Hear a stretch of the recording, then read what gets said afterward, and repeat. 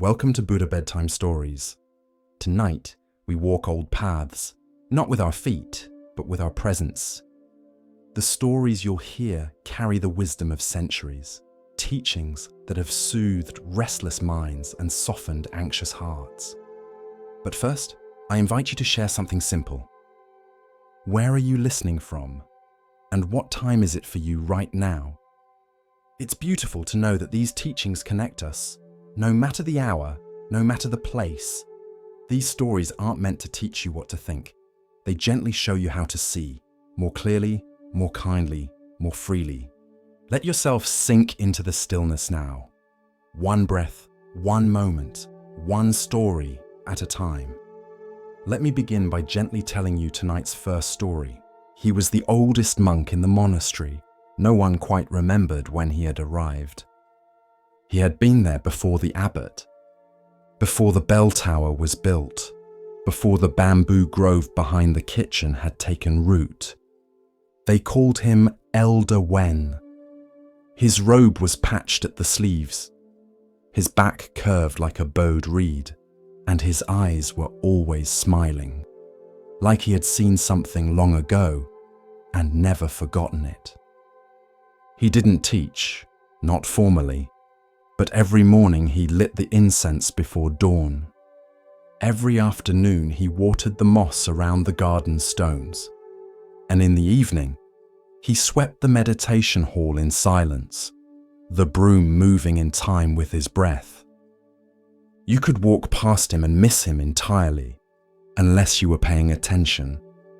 Then you would feel it, that quiet radiance, like sitting near a warm lamp on a winter night.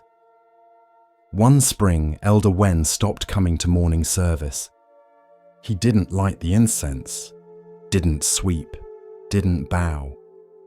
He stayed in his small corner room beside the main hall, lying on his straw mat with hands folded gently over his chest. He was dying. The news spread quickly. Monks whispered in the corridors. Some feared, some mourned. Some tried to distract themselves with chores. But one by one, they made their way to his room. To say goodbye, to ask for wisdom, to seek some final teaching. But Elder Wen said almost nothing. He just smiled. That same soft smile, unmoved by sorrow, unafraid of what came next. One young monk sat at his side and finally asked, "Master, are you not afraid?" Elder Wen opened his eyes. "Afraid of what?" he whispered. "Of leaving." The old monk chuckled softly, a sound like wind through dry leaves. "Leave where?" He looked around his humble room. "There is nowhere to go." Another monk asked, "What is your final instruction?" Elder Wen blinked slowly, then raised one trembling hand and pointed to the teacup beside his bed. It was half full. The tea had long gone cold. But the sunlight touched it just so, glinting off the rim. He smiled again, then closed his eyes, and that evening, he passed. As gently as a flame curling into smoke. No struggle, no fanfare, just a long exhale. And stillness. The monks held a memorial. They chanted sutras. They carried his body wrapped in white cloth to the forest. But what they remembered most was not the ceremony. It was the smile. This is the story of death without fear. The final bow of a life lived in awareness. Commentary. In the West, we prepare for death with wills, hospitals, and quiet dread. We pretend it is far away, or we avoid it entirely. But in Zen, death is not the enemy. It is the mirror that shows you whether you were truly alive. Elder Wen was not afraid because he had already practiced dying.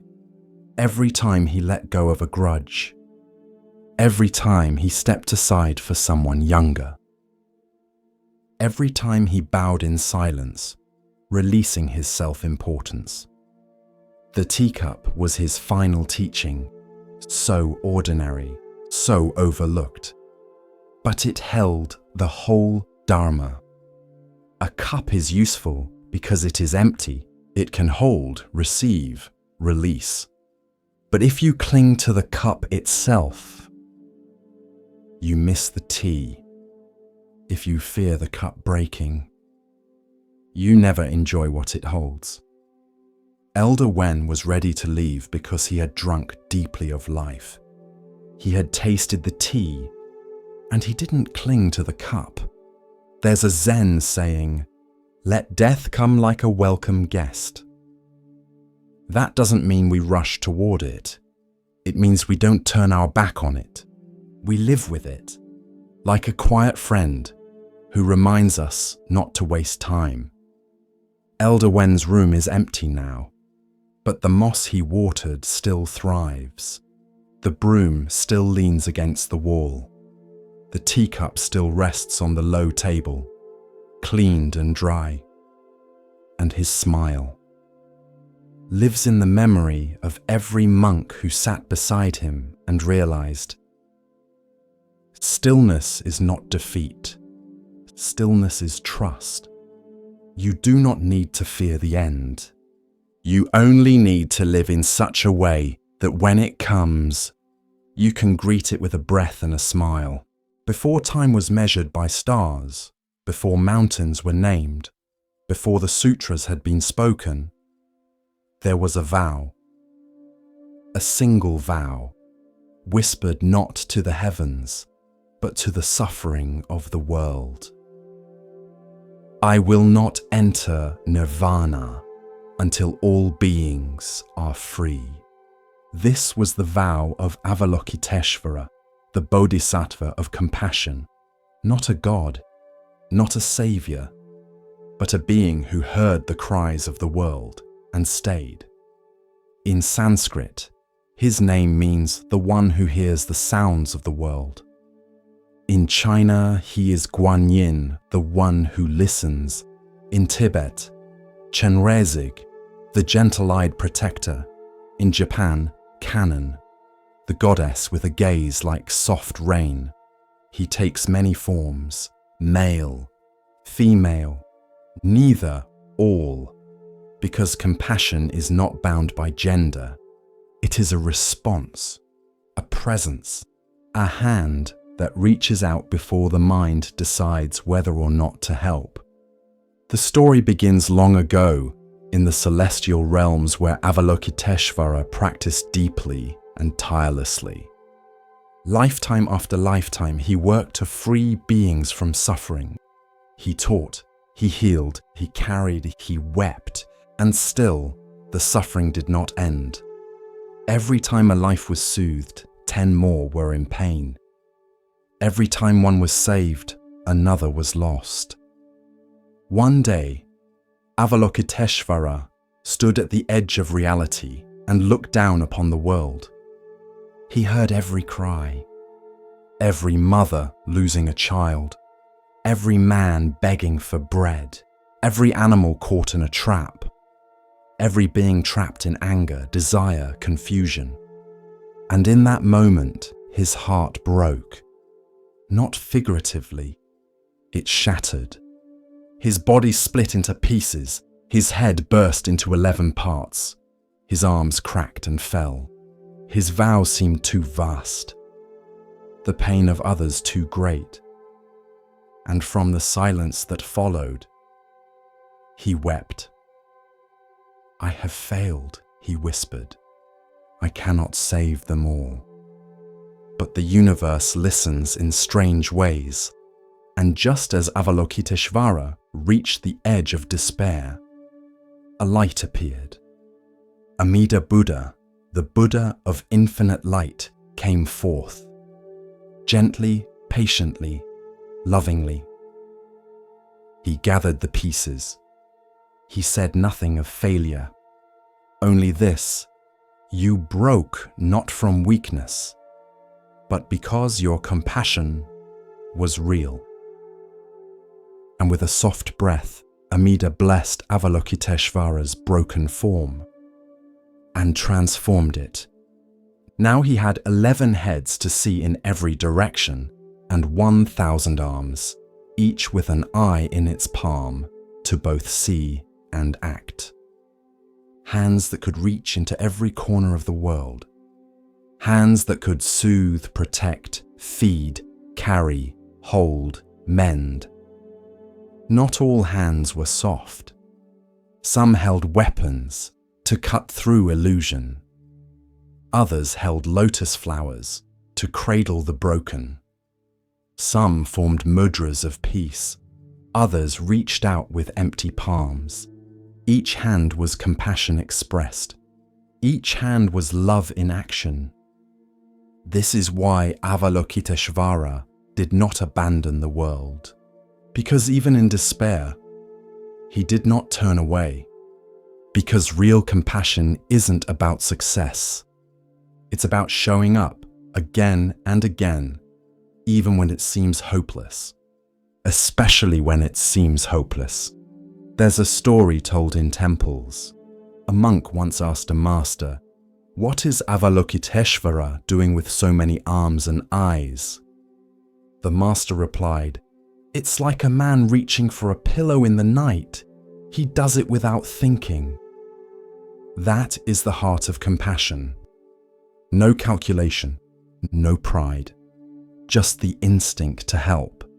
Because suffering is not theoretical. It is immediate, and so compassion must be too. In the iconography, each hand of Avalokiteshvara holds a symbol.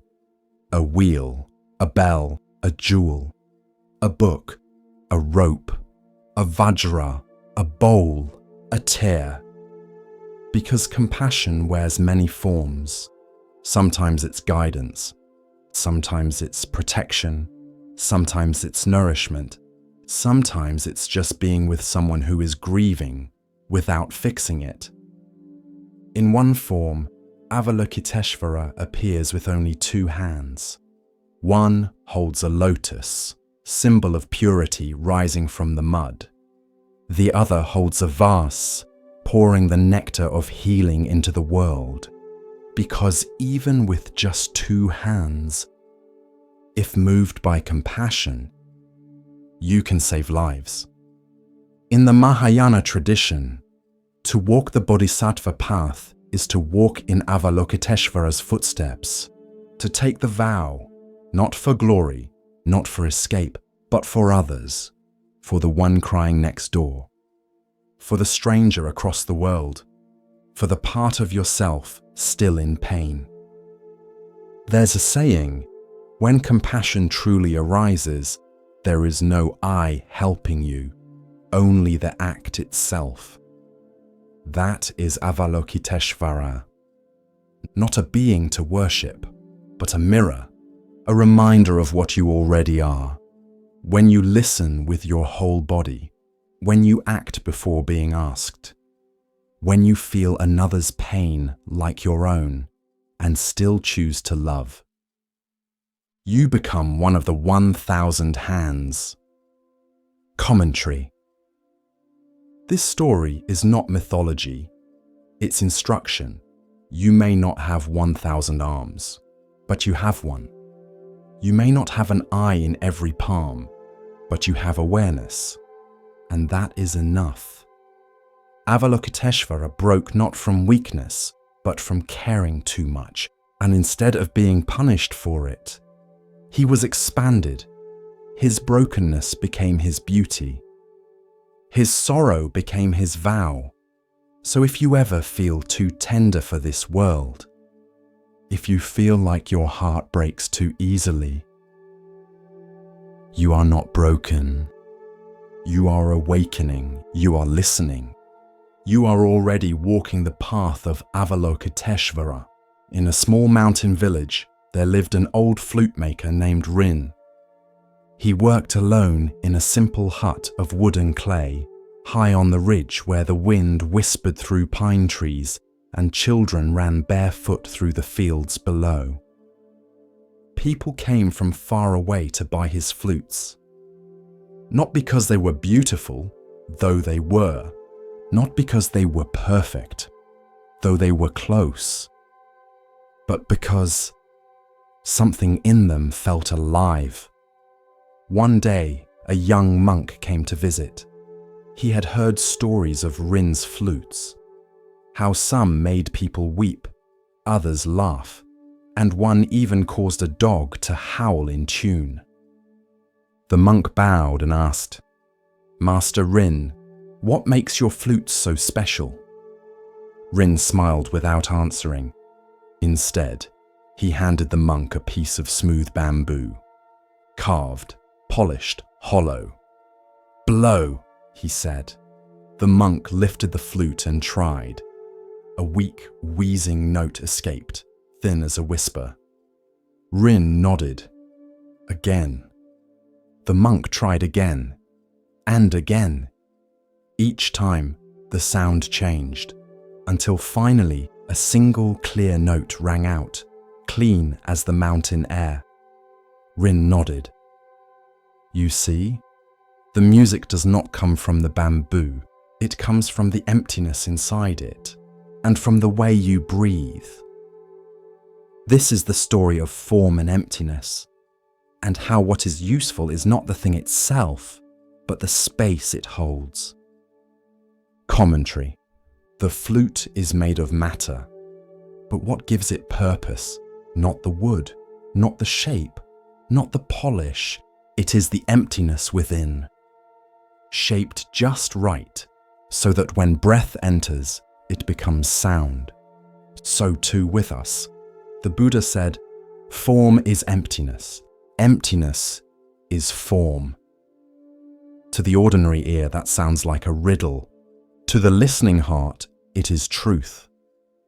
Your body is form. Your thoughts are form. Your emotions, your stories, your name, they all arise from conditions, but none of them are you. They are the flute. What makes them meaningful is the awareness that moves through them, like breath through bamboo. Emptiness is not nothing. It is potential. It is the space in a cup that holds the tea, the silence between notes that makes a melody, the pause before words that gives them power. Rin once said to the monk, "Most people think meaning comes from fullness, but it comes from what is left open." The monk stayed for many weeks. Each morning he swept the hut, carried water, sat in stillness while Rin carved. One afternoon he asked, "Can I make one?" Rin handed him a piece of bamboo and nodded. The monk worked slowly, cutting, hollowing, shaping. It took days. When he finished, he brought it to Rin. The old man held it up to the light, blew a note. It was off, slightly strained, slightly flat. Rin smiled. "Too tight," he said. "You feared the emptiness, so you made it small." The monk stared at his work, then quietly broke it open. Started again. In meditation, we often try to fill the mind, with effort, with silence, with ideas of what awakening should be. But the deeper path is not filling. It is hollowing, letting go, trusting that when the space is clear, truth will flow through, like breath through a flute. Rin never became famous. He never left the mountain.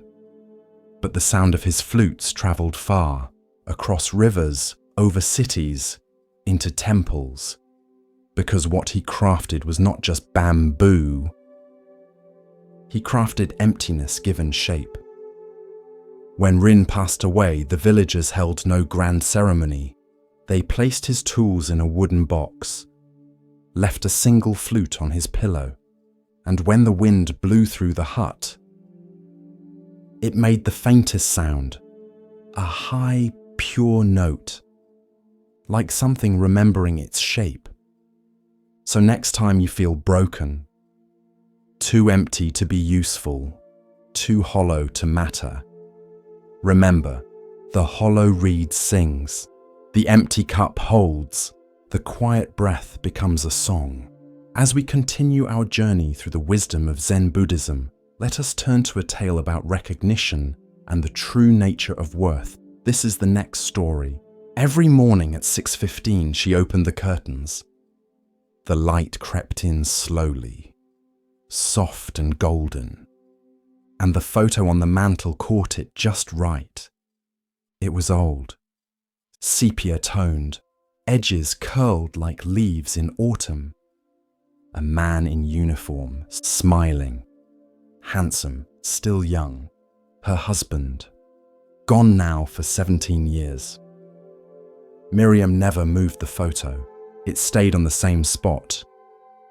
Third tile from the right, 2 inches from the lamp. She didn't talk to it, didn't cry over it. She simply saw it. Every day. Grief for her had stopped being a storm. It had become weather, something you dress for, something you feel without needing to fight. Once, her granddaughter asked, "Why don't you get rid of that old photo? You have better ones on your phone." Miriam just smiled. That one isn't for looking. It's for remembering. Her husband had died in his sleep. No warnings, no pain, just silence. She found him in the morning, hands still curled as if holding a dream. She didn't scream, didn't collapse.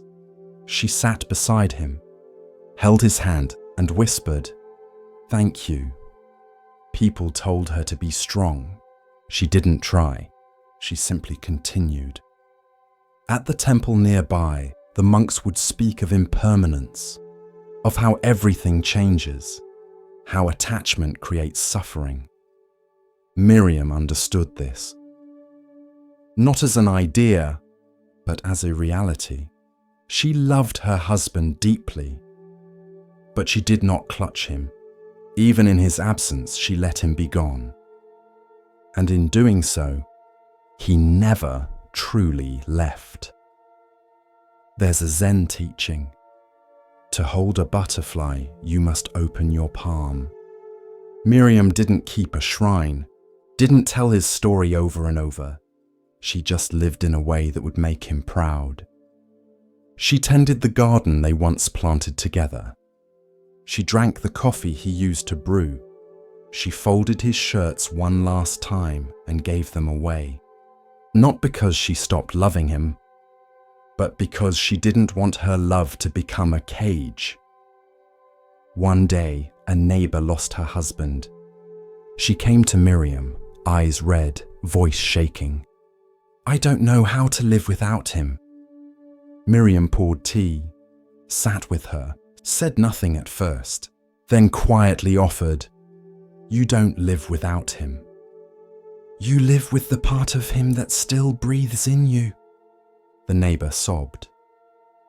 And Miriam did not stop her. She just placed a hand on hers and let it be. Love doesn't end. It changes shape. And grief, too, is a form of love. One that knows how to bow. Miriam is older now, hands soft with age. Memories flickering at the edges, but she still opens the curtains each morning. Still lets the light find the photo, not to bring him back, but to let him go again, gently, lovingly, without holding. It was still dark when the monk lit the kitchen fire. Outside, the mountain air clung to the stones like breath not yet exhaled. Frost kissed the corners of the monastery walls, and the wind had not yet stirred the bell. But inside, the kitchen was alive. The tenzo, the head cook, moved with quiet care. He chopped vegetables with reverence, washed rice as though touching the dharma, boiled water like preparing an offering to the unseen. Not because guests were coming, not because someone was watching, but because every movement was practice. In Zen monasteries, the Tenzo is not just a cook. He is a teacher, a practitioner, a guardian of presence.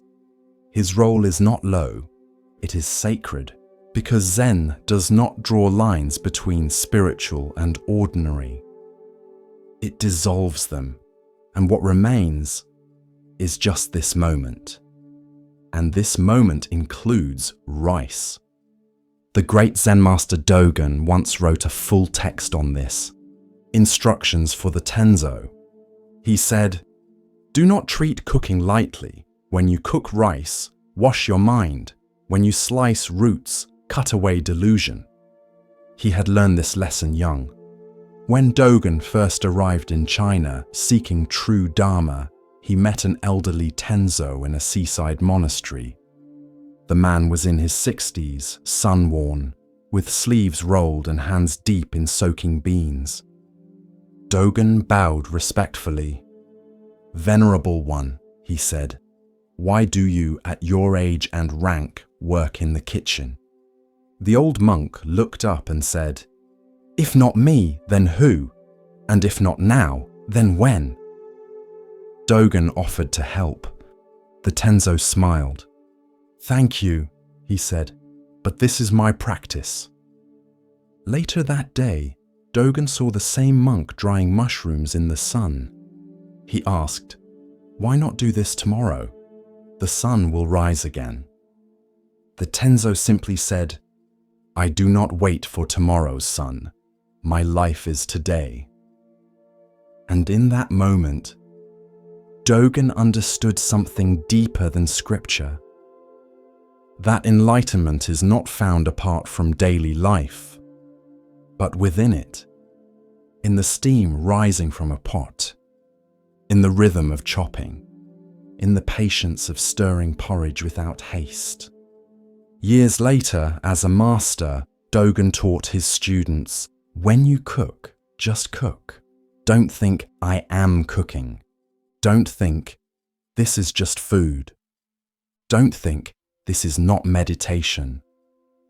Make every motion the expression of the way. In the monastery, the Tenzo bows before entering the kitchen.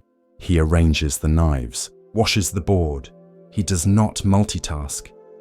He does not rush. When he stirs everything. When he scrubs the pot, he scrubs the self. There is no low task, only low awareness. There is a koan that asks, "What is Buddha?" One master answered, 3 pounds of flax. Another said, "The rice cake on the shelf." Because Zen knows, the sacred hides in plain sight. Not above us, not beyond us, but within the ordinary, when seen without distraction. In modern life, we resist this. We see chores as interruptions, dishes as delays, errands as obstacles to real practice.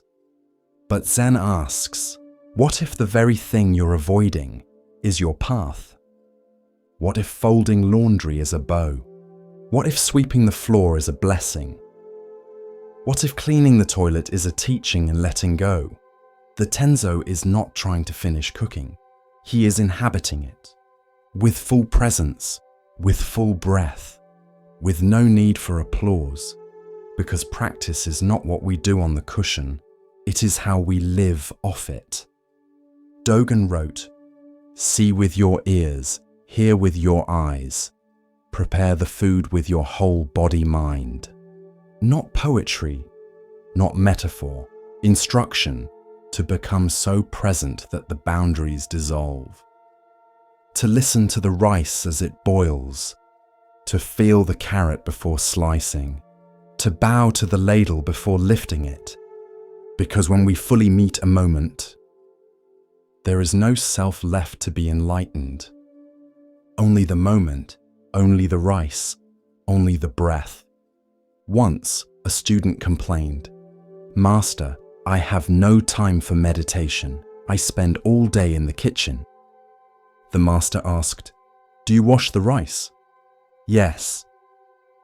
"Do you chop the greens?" "Yes." "Then why do you call that not meditating?" Commentary. Zen dismantles the hierarchy between sacred and mundane.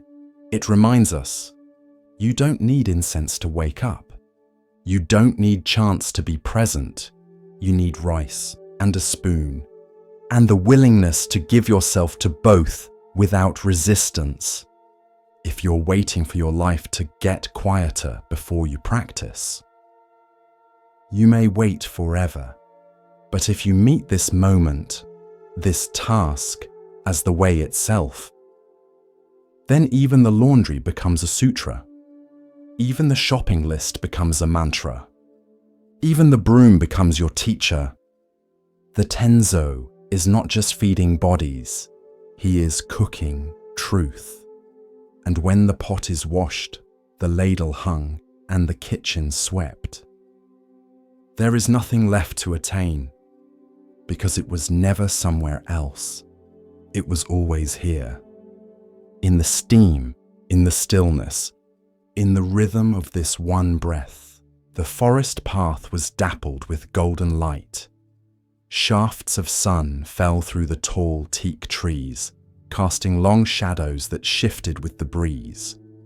A group of monks walked quietly, their feet bare on the earth, their minds turned inward.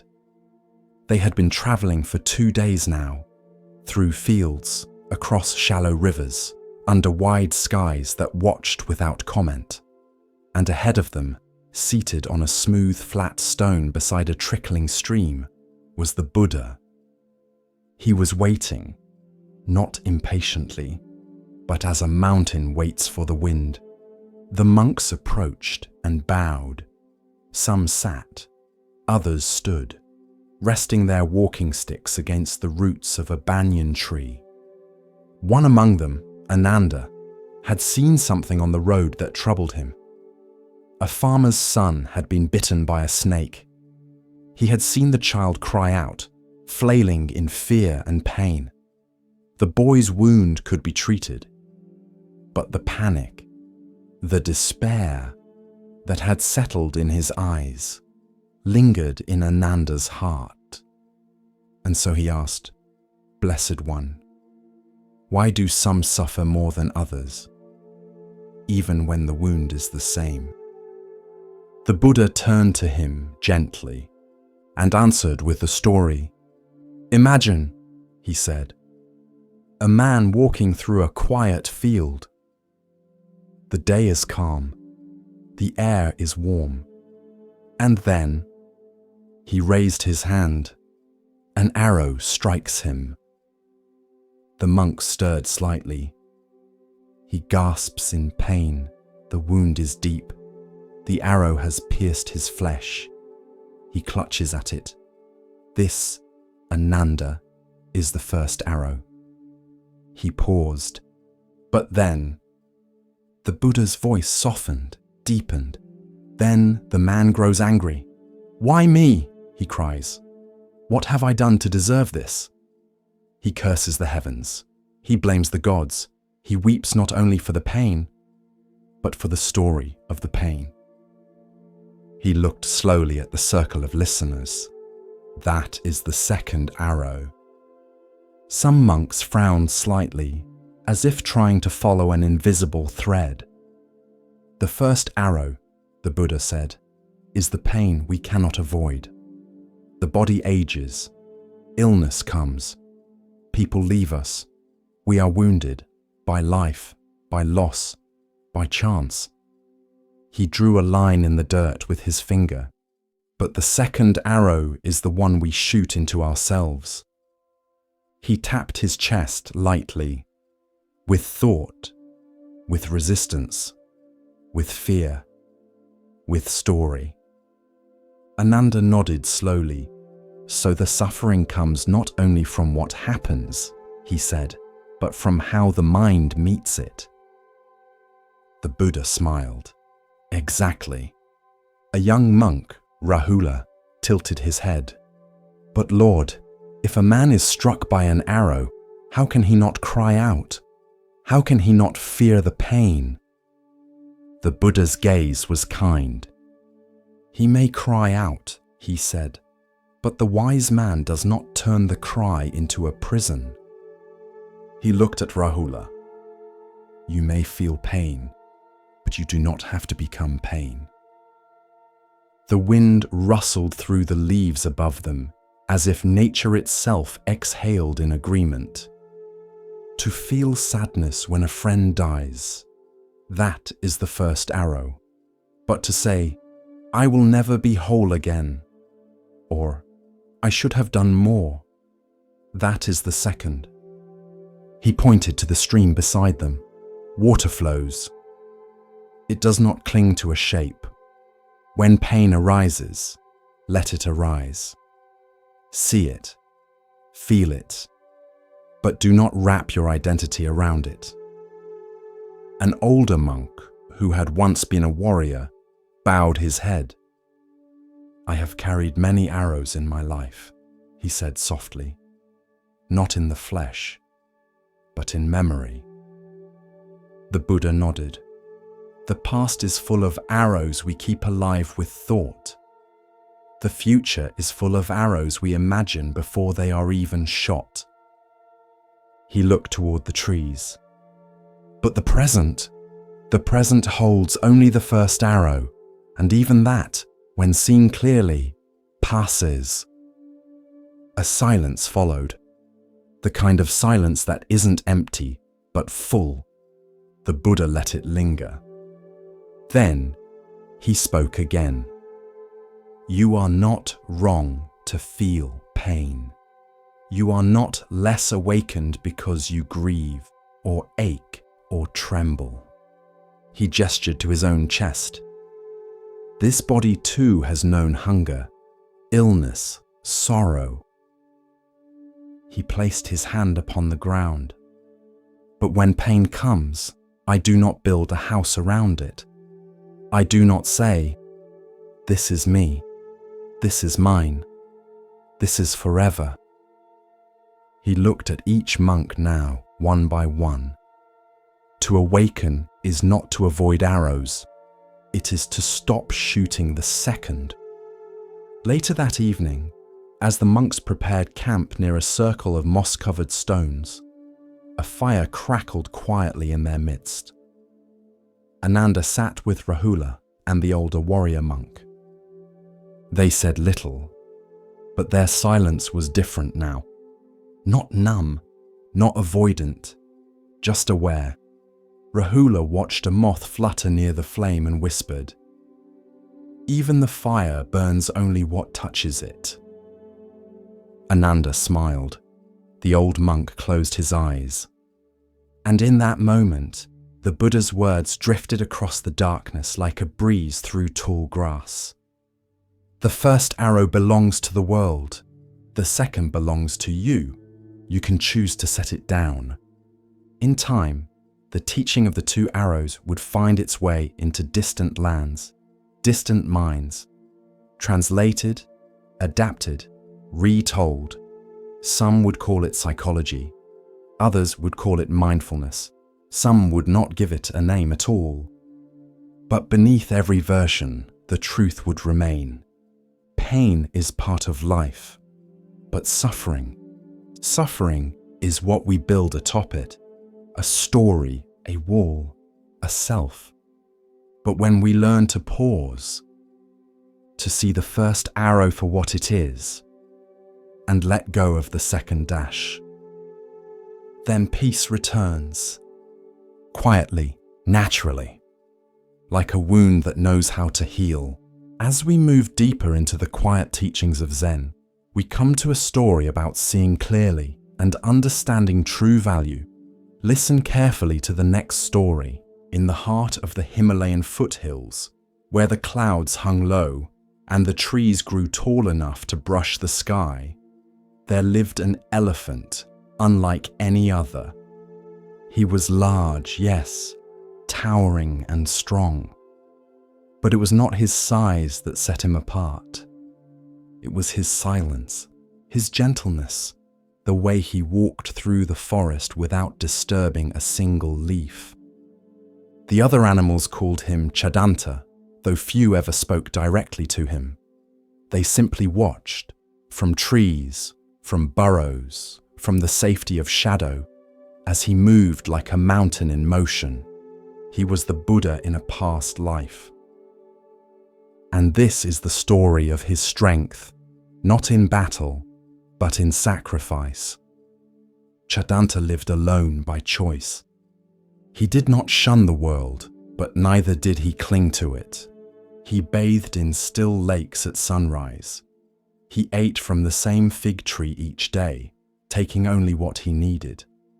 When storms came, he broke branches to shelter smaller creatures.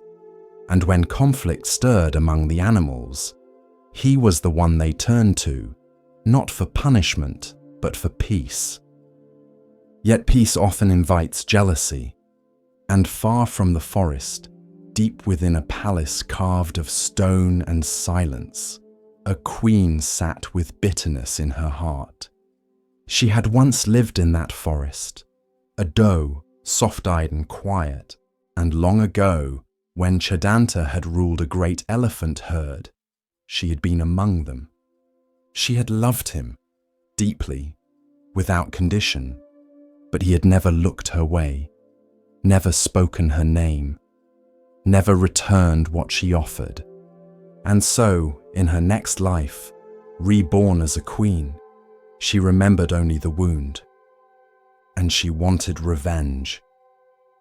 She summoned the royal hunter and said, "In the northern forest lives a white-tusked elephant. His hide is pale, his eyes are gold. Bring me his tusks, no matter the cost." The hunter hesitated. It is said that he is gentle, wise. "All the more reason," she said, "to prove that the gentle can bleed." And so, with blade and bow, the hunter travelled north, through jungle, through rain, through weeks of silence, until he found the clearing near the fig tree. There stood Chadanta, still, listening to the wind. The hunter watched from behind the trees. He waited 3 days, but the elephant did nothing wrong. He did not rage, did not attack, did not falter. Only once did he cry out, and that was when he helped a small bird fallen from its nest. On the 4th morning, the hunter stepped forward. Chadanta turned, and in that moment he knew. He saw the blade, saw the sorrow, saw the karma rising like fog. And yet, he did not move. "You have come for my tusks," he said. The hunter froze. "How did you—" "I remember," Chadanta said. "She was hurt. She never let it go." The wind stirred the trees. The lake nearby rippled. "I will not fight you," he said. "Take what you came for." The hunter lowered his bow. "But I cannot kill you." "Then don't," said the elephant. "I will kneel. You may take the tusks. Spare the rest." And slowly, with the dignity of one who walks willingly toward pain, Chadanta lowered himself to the earth. The hunter wept as he worked, not because the task was hard, but because the elephant never once flinched. When the blade cut deep, he did not cry out. When the ivory came free, he did not recoil. He only said quietly, "May she find peace now." The hunter carried the tusks back to the palace, and when the queen saw them, gleaming, perfect, wrapped in bloodied cloth, she felt no triumph, only weight. She touched them once, and then began to shake, for in that moment her memories returned fully, not of rejection, but of Chadanta lifting a fallen calf, of standing watch while others slept, of refusing to harm a single creature even when threatened. And now, that being had offered his very body. For her. She collapsed, and in her next life, it is said, she returned to the forest as a healer, not to take tusks, but to mend wounds. The story of Chadanta spread far beyond the forest. Monks carved his image into cave walls. Children whispered his name when they felt afraid, not because he was mighty, but because he proved that strength is not in what you strike, but in what you endure for the sake of others.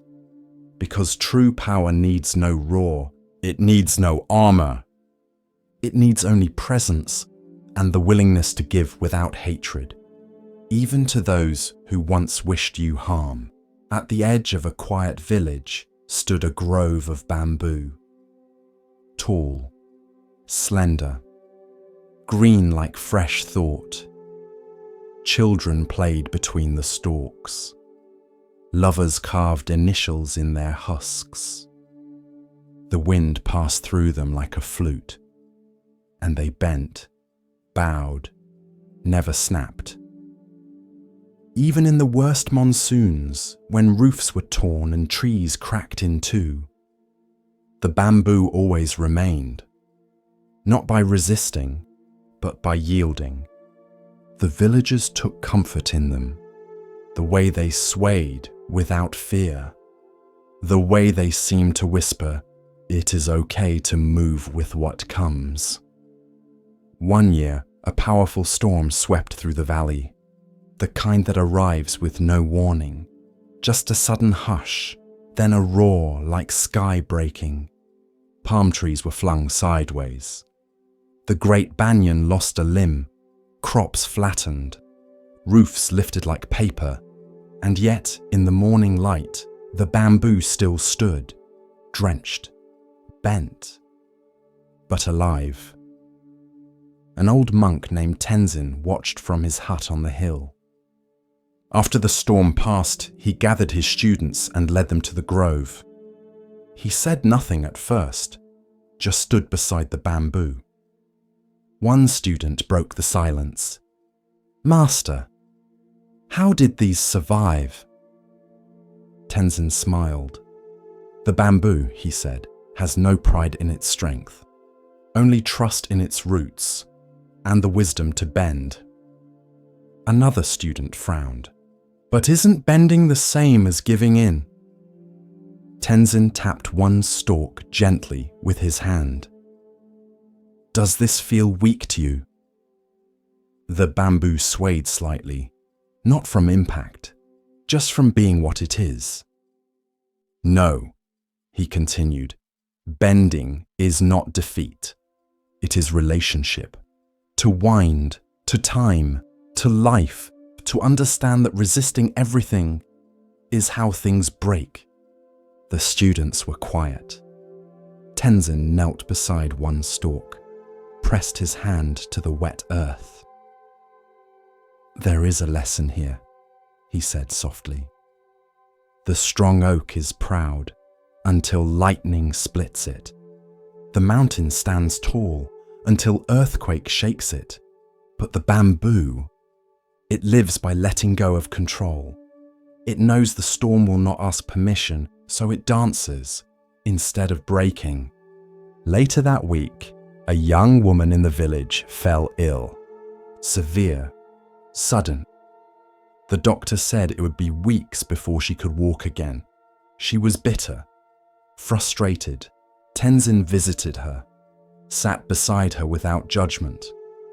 And after a long silence, he said, "You're in a storm now. You cannot control the wind, but you can soften. Not give up, just give in to healing, to stillness, to time, she cried. And in that surrender, healing began. Months passed, the village rebuilt. The trees grew back slowly, but the bamboo never changed much. It didn't need to, because it had already learned what others forgot, that survival is not always about standing firm. Sometimes it's about moving with grace. There is a line in a Zen poem, "Be like bamboo, deep-rooted, open-jointed, hollow-hearted. What bends does not break, what yields is not weak, and what allows itself to sway teaches us what it means to stay." The gates of Kapilavastu had not changed. They still stood tall and carved with symbols of victory, still flanked by soldiers in polished armor, still framed by the scent of sandalwood and rose water poured in offering. But the man walking toward them now was not the same prince who once slipped away into the dark, his silks folded neatly beside a sleeping child. He wore no crown, no jewelry, only the ochre robes of a wandering monk, faded by sun and softened by dust. His feet were bare, his hands folded around a simple begging bowl. And though the guards stiffened at the sight of him, there was something in his stillness, his presence, that made them hesitate. "Is that?" one whispered. But the other could not answer, for it had been nearly 7 years since Prince Siddhartha vanished into the forest. 7 years since the kingdom was draped in grief and silence, since King Suddhodana walked the palace gardens alone, since Yasodhara raised their son Rahula beneath the weight of unanswered questions. Now the prince had returned, but not as a prince, not even as a man of the world. He returned as the Buddha, the awakened one. The message reached the palace like a whisper carried on wind. He has returned. In the great hall, King Suddhodana stood without speaking for a long time. Then, with deliberate steps, he left his throne. No guards followed him, no procession was summoned. He walked alone down the long stone corridor, past the memories carved into every wall. He found Siddhartha standing beneath the bodhi tree that had been planted in the garden long ago. It was not the bodhi tree, but it cast the same kind of peace, broad shade, dappled light, and the hush of old leaves. Father and son faced each other, one with hair white as ash and eyes heavy with time, the other with a shaven head and a face so calm it made the air feel still. "You left without a word," the king said at last, his voice steady but thick. "I had no words," the Buddha replied, "only the question. And now you return with answers." "I return with understanding. Not to rule, but to teach. Not to reclaim, but to share." The king looked at him long and deeply, as if trying to trace the child he once cradled, the young man who rode out in golden chariots, the son who vanished like a dream before dawn. At last, the king nodded. "Then let your mother see you, and let the boy." Yasodhara did not run to meet him.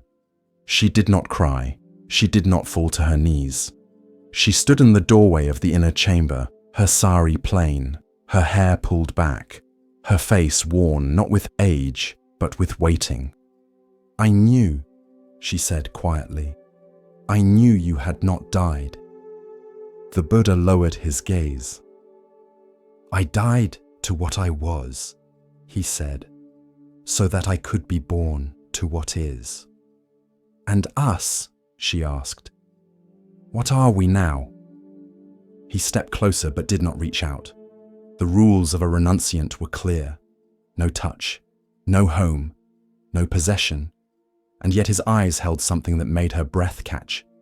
An ache, a reverence, a peace deeper than comfort. "I carry you with me," he said, "not in desire, but in truth. In knowing that even love must be freed from clinging to shine in full." Behind her, a boy's voice echoed through the hall.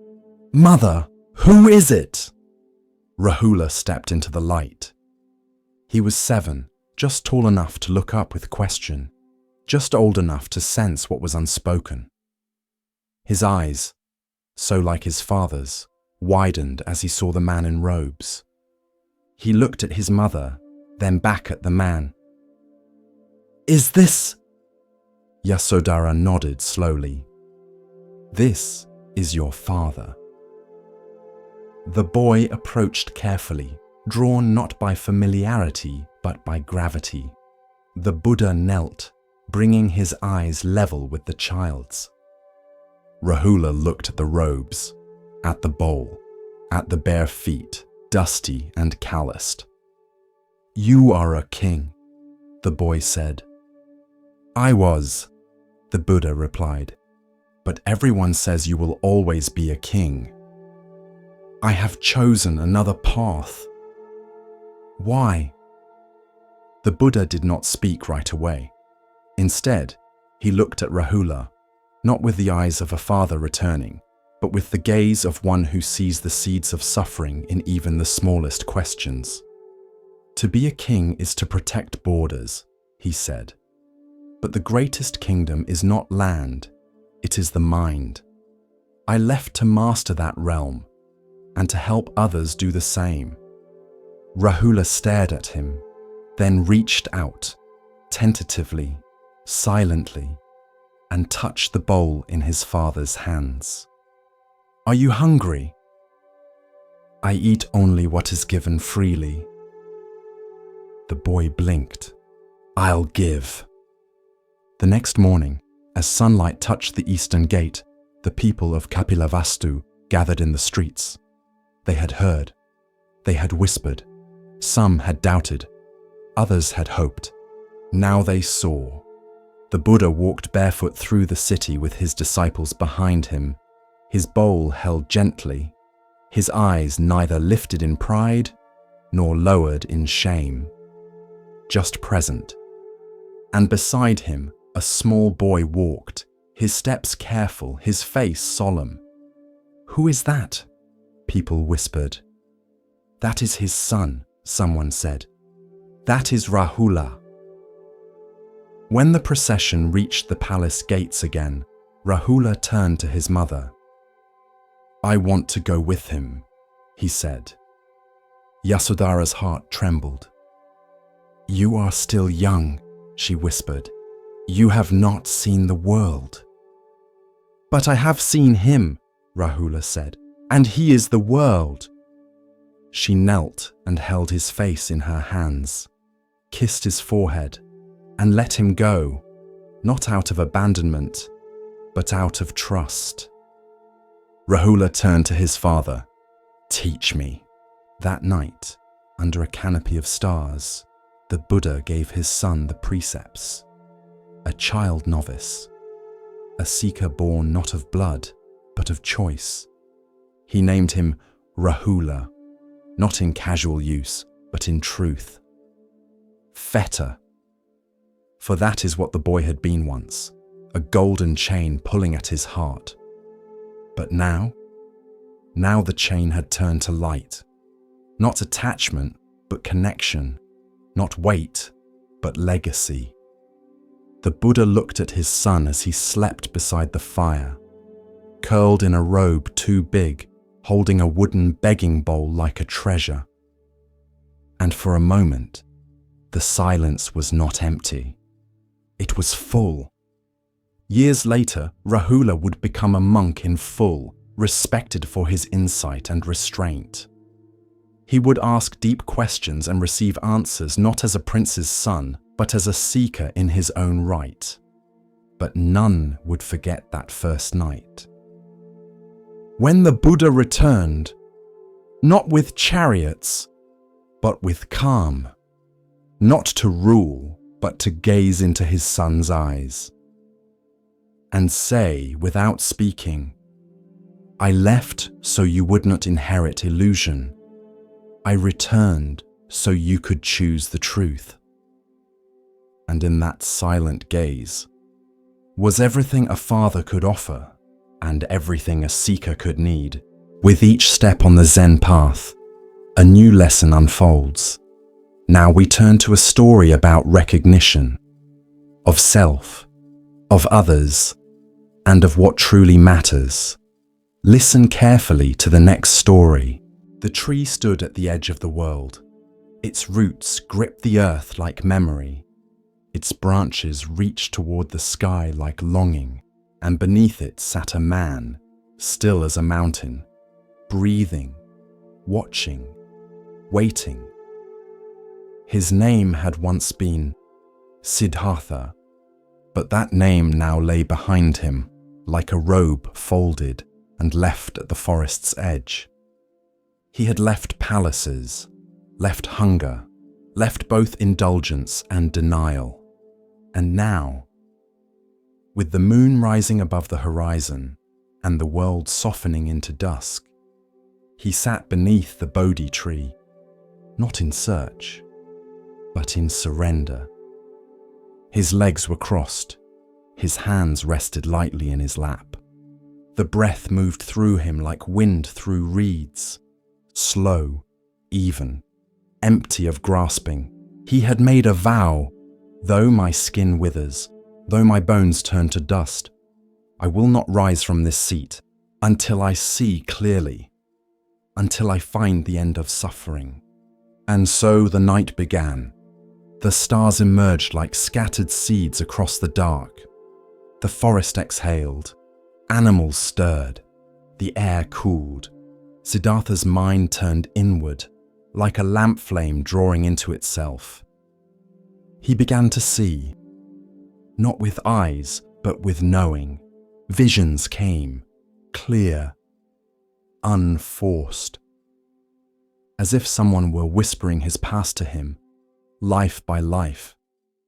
He saw himself born in countless forms, as man, as woman, as child, as beast, as merchant, as slave, as prince, as pauper, each life blooming and withering, each desire rising and fading, each birth followed by loss. He saw himself die 1,000 deaths, not with fear, but with clarity, and for the first time he understood. The self is not fixed. It moves, it changes, it clings, it returns. He watched the thread of his existence unspool across time, and yet something beyond the thread remained still. He did not speak, he did not stir, but inside him, a door creaked open, and he stepped through. Midnight deepened. The forest held its breath. The moon climbed higher, softening the world in silver. Now he turned his gaze outward, not with judgment, but with compassion. He saw the lives of others, their births and deaths, their joys and sorrows, rising and falling like waves. He saw kings and criminals, lovers and thieves, monks and warriors, all bound by the same law, karma, intentions like seeds, actions like water, and from them the fruits of joy or suffering. He saw that no life stood alone. Each was a thread in a vast net. Each thought, each choice, each word sent ripples outward, reaching far beyond the speaker, the thinker, the doer. He saw how hatred returned as hatred, how greed bore more hunger, how ignorance looped endlessly like a wheel spinning in sand. And he saw too how kindness softened sorrow, how generosity opened hearts, how truth, spoken gently, could shatter lifetimes of illusion. And still, he sat, breathing, watching. The net of becoming stretched before him, vast, intricate, impossible to escape. Unless one saw the threads for what they were, not chains, but illusions. He closed his eyes, and the world began to tremble.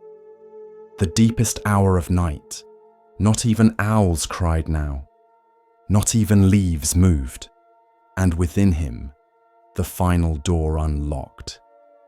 He turned his mind to the cause of suffering. Why do we suffer? Why do we cling? Why do we fear? And the answer rose, not like thunder, but like morning, clear, simple, radiant. He saw it all in a single breath. Ignorance gives rise to craving. Craving gives rise to clinging. Clinging leads to becoming. Becoming to birth.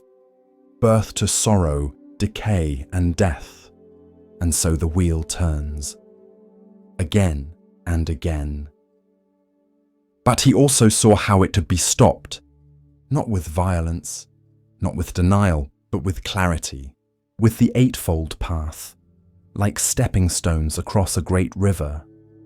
Right view, right intention, right speech, right action, right livelihood, right effort, right mindfulness, right concentration. He saw that suffering was not a punishment, nor a curse, nor a mystery. It was a path, and paths could be walked, and walked until they ended. And as the final shadow lifted from his mind, as the first bird stirred in the distant branches, it happened, not a flash, not a voice, not a miracle, but a knowing, a deep, still knowing. He had awoken. The sun crested the hills, slow and golden. The mist curled like incense through the trees. And Siddhartha, now the Buddha, opened his eyes. He looked out over the world, not with desire, not with fear, but with compassion so vast it had no name. He saw children born into love and hunger. He saw soldiers sharpening swords. He saw merchants counting coins. He saw mothers weeping over small graves. And he wept, not with sadness, but with tenderness, because they were all still sleeping, not foolish, not broken, just dreaming. He had been asleep once too, and now he was awake. It is said that Mara, the Lord of Illusion, came one last time, not with armies, not with demons, but with a whisper. Now that you are free, he said, leave them behind. They will not understand. They will mock you. They will twist your words. They will forget. And the Buddha listened. He sat with that thought, the thought of peace in solitude, of disappearing into the forest, of vanishing beyond suffering alone. But then he saw a farmer rising to begin the day. He saw a child carrying water. He saw a girl humming a tune she did not know was ancient. And he knew they were not lost. Just tired, just waiting. Just needing someone to show them the way back to themselves. So he turned to Mara and said, "They will understand. Some will. Even one is enough." And Mara vanished. He stood slowly, the grass beneath him still wet with dew. His knees ached, but his heart did not. He took his bowl, his robe, his breath, and began to walk.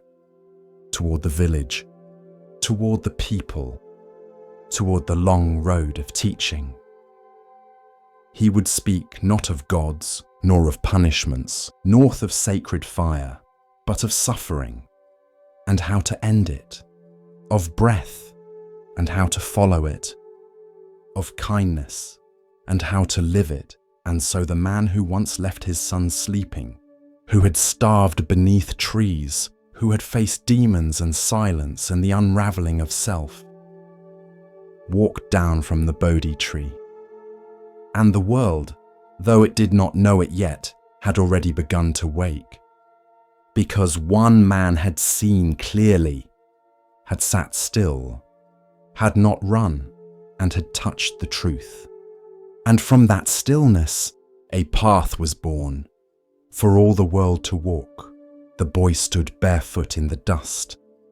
Beyond the village, where the rice paddies gave way to forest, he searched. The sun hung low, casting long shadows through the bamboo groves. A wind stirred the leaves, but he did not move.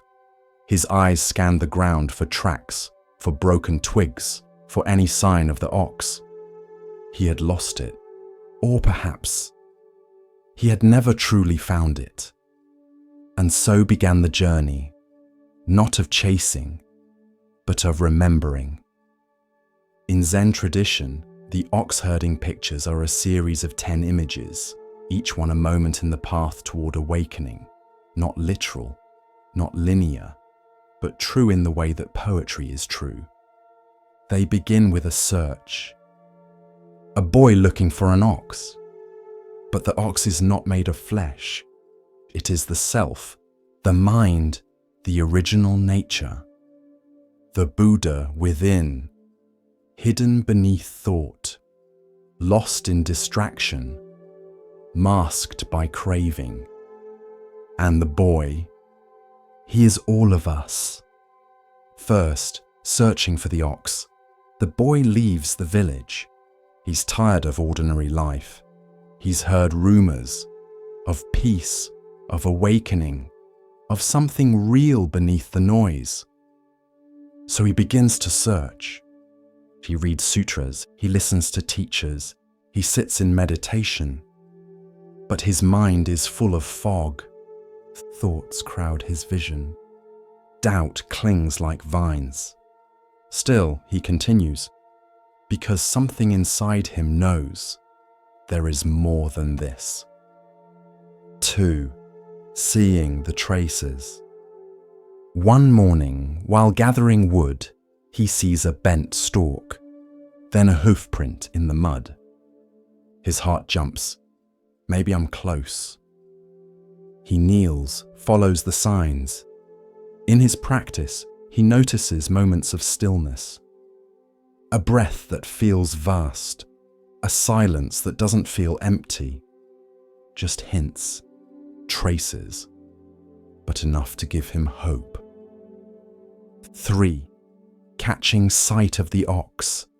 Suddenly, there it is, a glimpse through the trees, a flash of black hide, a tail flick. The boy freezes, joy rises, and fear. Because now it's real, not just a concept, not just a goal. The ox exists, but it is wild.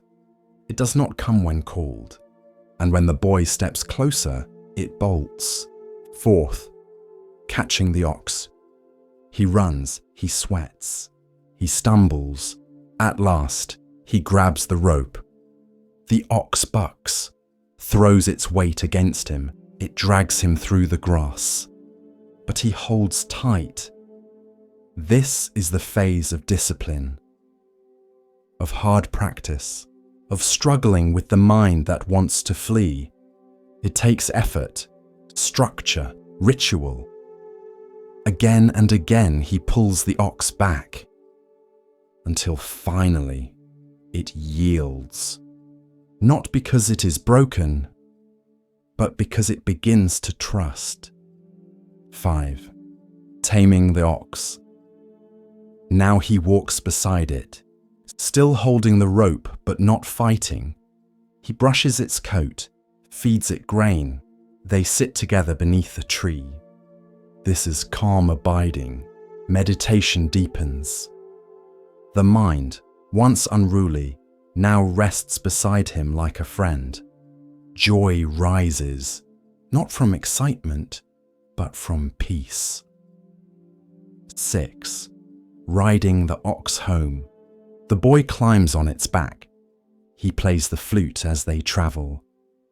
There's laughter now. The ox no longer resists. They are one motion, one rhythm, the self and the selfless walking home together. Some think this is the end, but it is not. There is more, always more. 7. The ox transcended.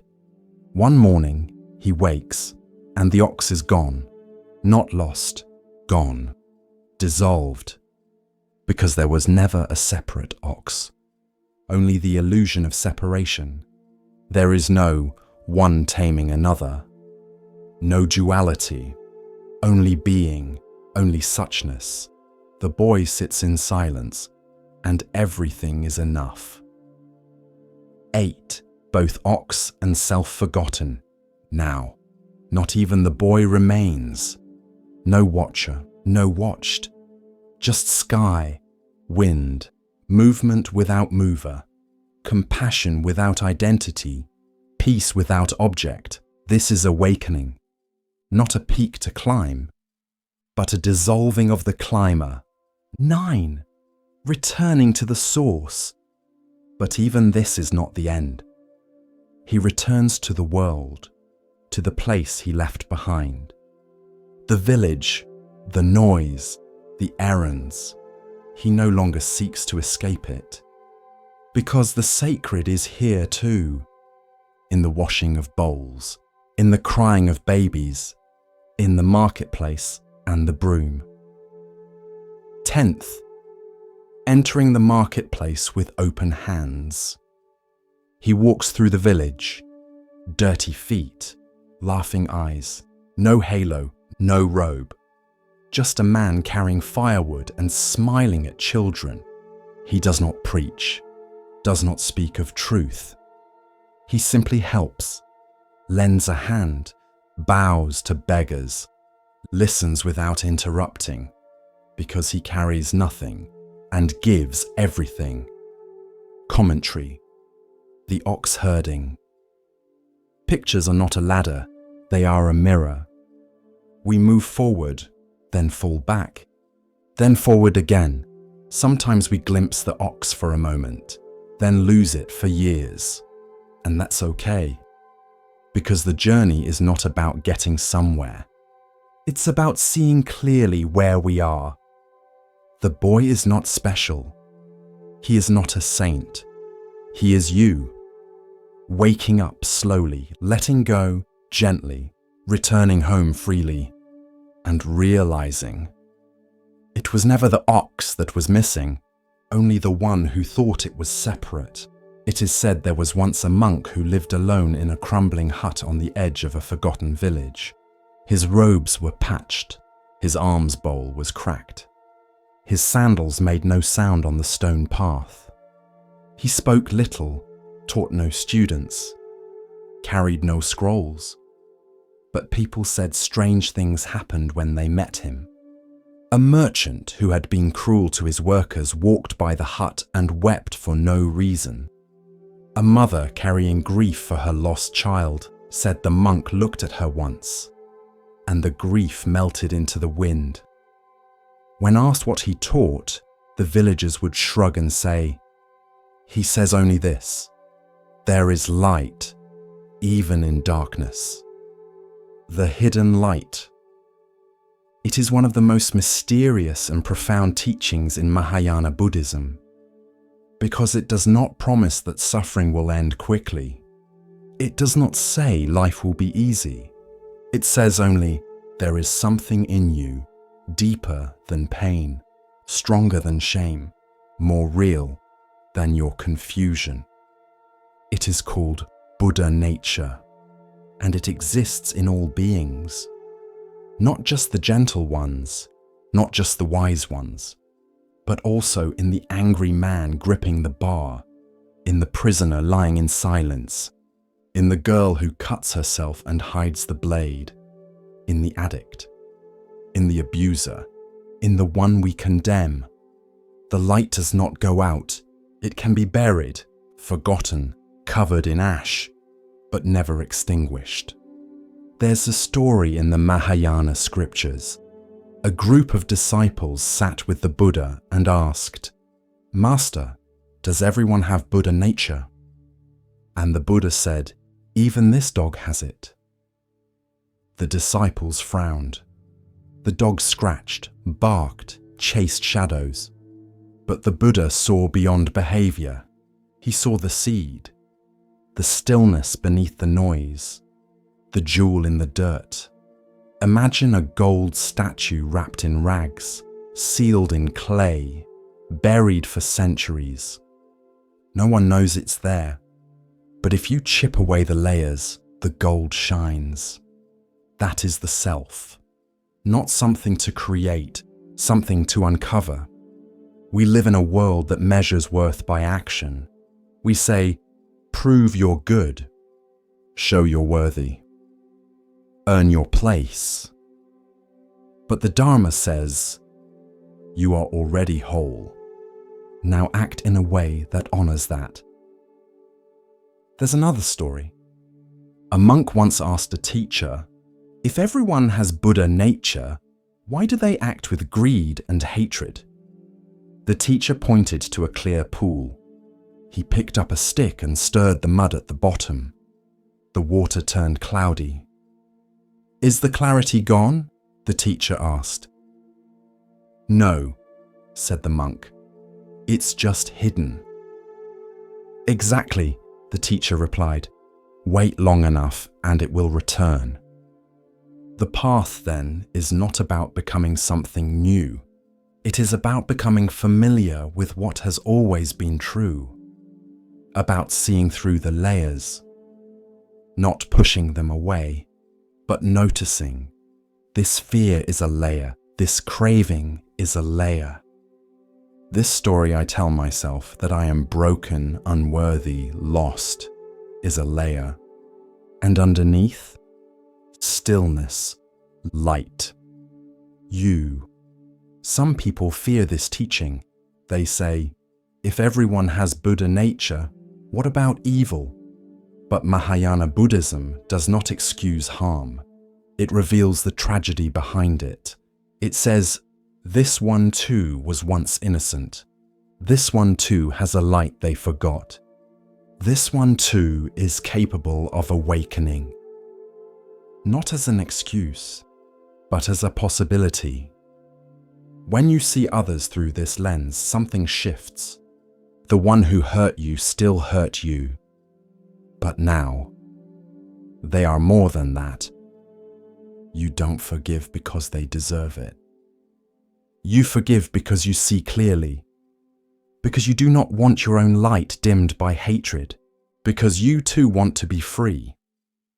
Commentary. To believe in Buddha nature is not to be naive. It is to have the deepest possible faith in what cannot be destroyed. Even by trauma, even by war, even by your own worst mistake. It is the faith that says, there is gold under the clay, even if I've forgotten it, even if no one else sees it, even if I don't yet know how to reach it. The monk in the crumbling hut. He had nothing, but he saw the light in everyone. And so people came, not to learn doctrine, but to be seen, to be reminded, to be held in the quiet truth that nothing in them was beyond repair. Maybe that's your task today, not to fix yourself, but to pause, to breathe, to ask, what if there's still light here?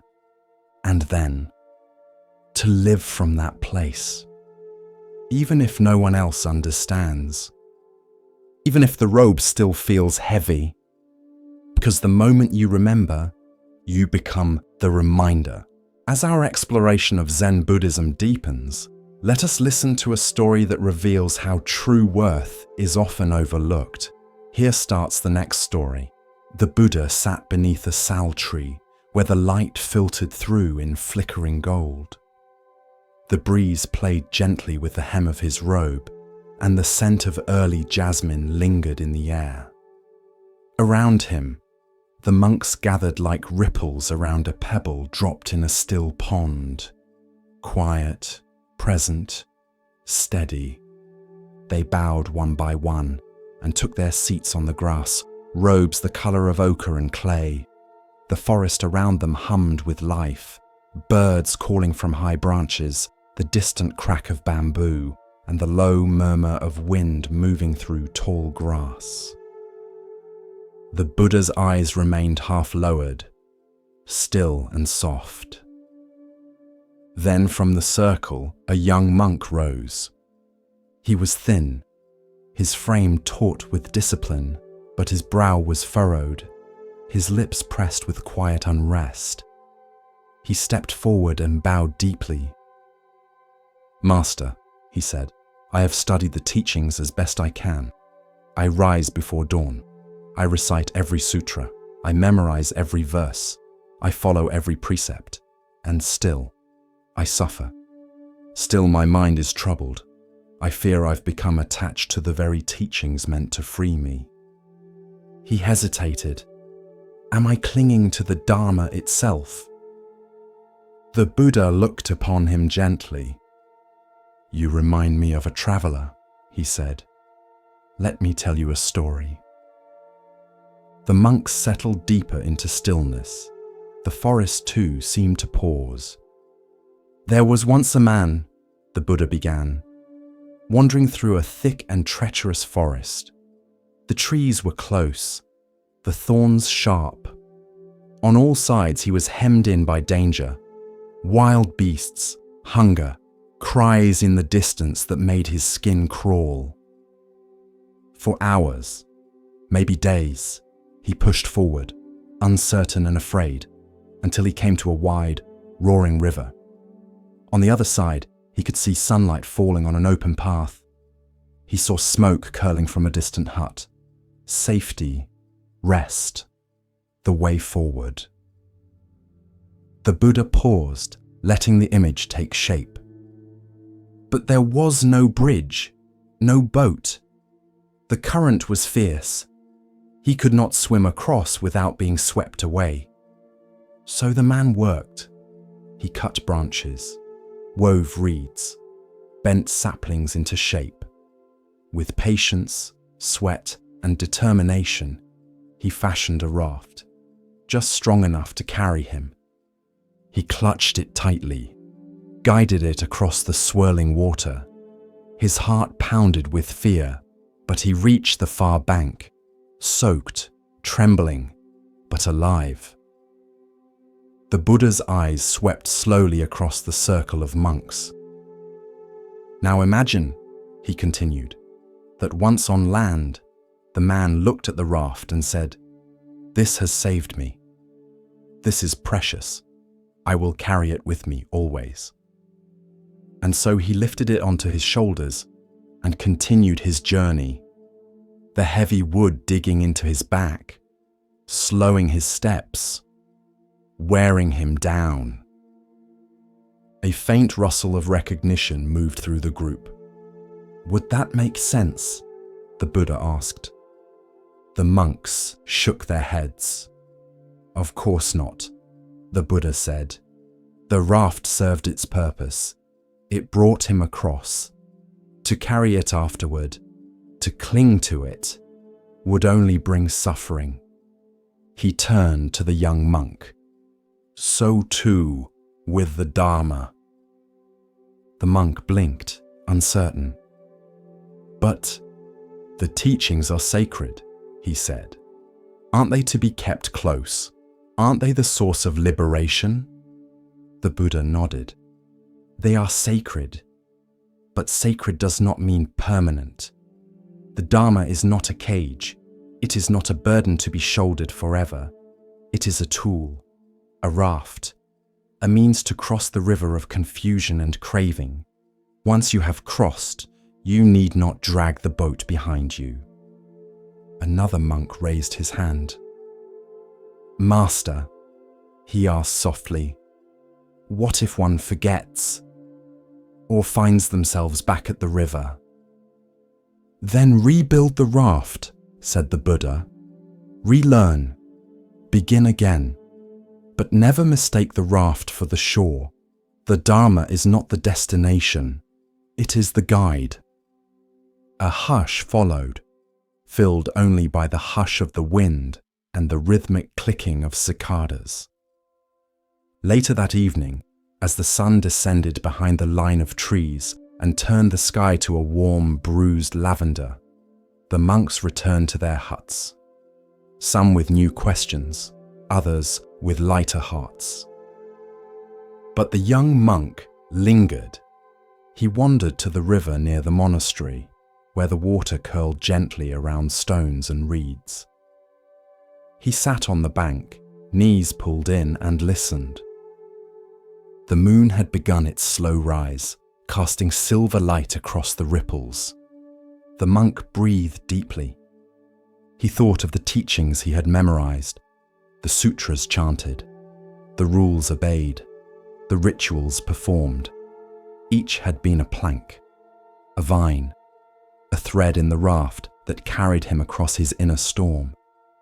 He remembered the fear that had driven him to this path, the grief of his father's death, the anger he once held like a fire in his chest, the shame of worldly desire. Each teaching had helped him cross some inner current, but now, here he sat, dry but weary, clutching the raft as though it were still necessary. And he saw. He had carried not just the teachings, but his pride in them, his fear of failure, his guilt for each imperfect thought, his grasping for perfection, and all of these too were rafts, built to carry him through old pain, meant to be honored, yes, but then let go. He closed his eyes. The breeze shifted. The night deepened. By morning, he rose and returned to the Buddha. He bowed low, his hands open, his heart quiet. I have crossed, he said softly, and the Buddha replied, then walk freely. No further instruction, no ceremony. Just a smile, the kind that sees without needing to explain. Because truth, like a raft, is not meant to be worshipped. It is meant to be used, held for a time, then released. And so the monk walked on, not empty, but unburdened.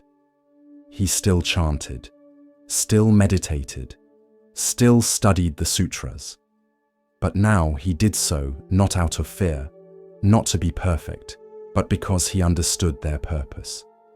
They were not chains, they were maps, and once you arrive, you do not need the map to breathe. Years later, when a new monk came with the same question, full of guilt, clinging to rules like a man clutching driftwood, he told him of the raft. He pointed to the river and smiled. One morning, as the temple bell echoed over the hills, a feather drifted across the gravel path. Software white, weightless. It twisted in the breeze, rising, falling, then gliding gently down near the feet of an old monk named Shiro. He stopped mid-step, not because the feather blocked his way, but because he had learned that even the smallest interruption might carry a lesson.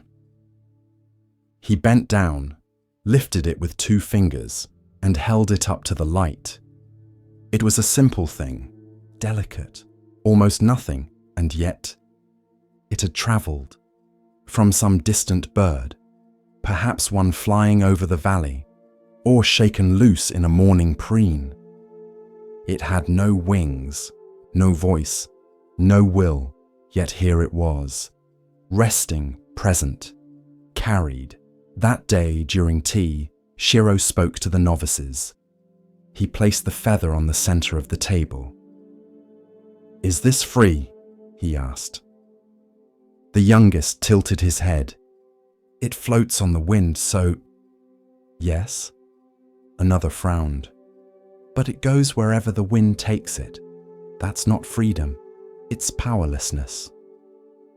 A third sipped her tea and said nothing. Shiro smiled. All three of you are correct, he said. Depending on how you define freedom. He continued. Most people think freedom means control, to choose, to decide, to resist what moves us. He looked out the open window. But the feather has no resistance, no plan, and yet it dances. The novices leaned in. He pointed toward the sky. If the wind blew north, it went north. If the wind changed, so did the feather. But never once did it say, I failed. There was a pause. One novice finally asked, Then what is the lesson, Master? Shiro replied softly, There are times to steer and times to yield. He picked up the feather again. True freedom is not always in direction, but in the way we ride the currents. Later that week, the temple cat fell ill. The novices fretted. One cried.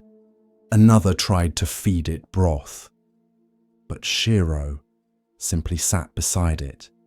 He offered no solutions, no prayers, only presence. When the cat passed, Shiro gathered the novices. He did not speak of death, only of the wind. You cannot hold the wind in your hands, he said, but you can feel its path against your face. He paused, and when it carries something away, you do not curse the air. You bow to its rhythm. The novices returned to their chores, softer now, quieter, less frantic in their attempts to fix what could not be fixed. One afternoon, as a storm gathered, a gust swept through the open courtyard. A lone feather rose from the steps, twirled, and vanished over the garden wall. Shiro saw it, smiled. He whispered, carried, yet free. There's a saying in Chan Buddhism. The bird leaves no tracks in the sky. The wind leaves no footprints in the grass. The feather, like the mind, is most graceful when it stops fighting where it's going. There was once a tree that stood just beyond the monastery walls, a tall maple. Its leaves flamed gold each autumn, spilling light into the courtyard like scattered coins. Monks often paused beneath it, bowing to its stillness, especially when the season turned. One afternoon in early autumn, a young novice sat beneath the tree troubled. His master had given him a koan to meditate on. What do you cling to that no longer lives? He had meditated, chanted, even fasted, but the answer would not come. That day, the wind had begun its long conversation with the branches. A single leaf, amber at the edges, twirled down, landed softly in the novice's lap. He stared at it. Fragile, veined, no longer green, still beautiful, but no longer living. The tree gave no sign of loss. No grief, no clinging, only release.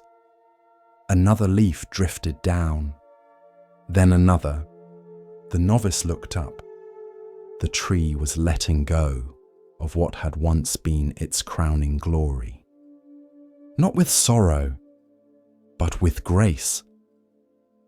Later, he spoke with his master. Why does the tree drop what once gave it life? The master replied, because it trusts the cycle. It knows spring will come again. It makes room by releasing. The novice thought of the things he had held too tightly, a grudge from a harsh word, a dream that had withered, an idea of who he should become. He returned to the tree the next day, sat beneath it again. This time, when a leaf fell into his hand, he whispered, "Thank you," and let it go. That night, he wrote in his journal, "Letting go is not loss, it is returning." As the days grew colder, the tree became bare. Some monks said it looked lonely, exposed, but the novice saw strength in that nakedness, a kind of quiet surrender. It was not clinging to what had passed. It was preparing for what would come. Winter arrived. Snow dusted the monastery roofs. The tree stood still, unmoving, uncovered, unconcerned. Months passed, and then, one morning in spring, the novice awoke to find tiny buds on the tree's limbs, software green, new. He smiled and understood at last. What we release returns, but only when we've stopped grasping. There is a phrase in Buddhist teaching, "You can't receive with a closed hand." The tree had shown this truth. Letting go is not the end. It is the opening. Continuing along the path of Zen insight, we pause now to hear a teaching about perception and hidden value. Listen carefully to the next story. It is said that after his awakening under the bodhi tree, the Buddha sat in silence. Not because he had nothing to say, but because no words could contain what he saw. The world shimmered before him like a dew-covered web catching the morning light.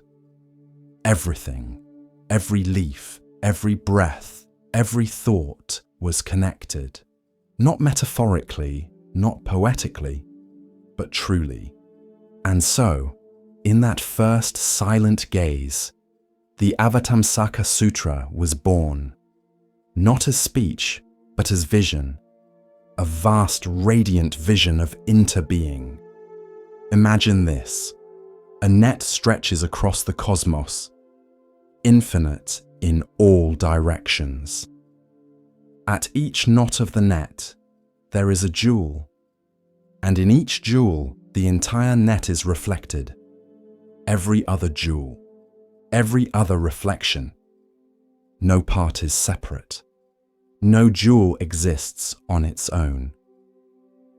This is Indra's net, one of the core images in the Avatamsaka Sutra. It is not a fantasy. It is how reality is structured. Everything contains everything. You are a jewel in the net. So is the ant beneath your foot. So is the person you haven't forgiven. So is the star pulsing light from 10 billion years ago. Each one reflects all, and when one moves, all are changed. This is not romanticism. It is truth seen from beyond the ego. In the Avatamsaka, it is said that a single moment of insight can contain the entire dharma, and a single grain of sand can reveal all Buddhas, because nothing is just itself.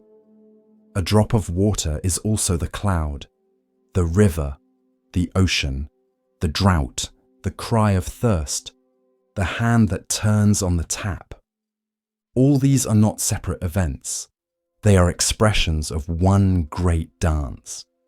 There's a story told from the sutra. The Bodhisattva Sudhana travels in search of awakening. He visits 52 teachers. Each one shows him a different truth.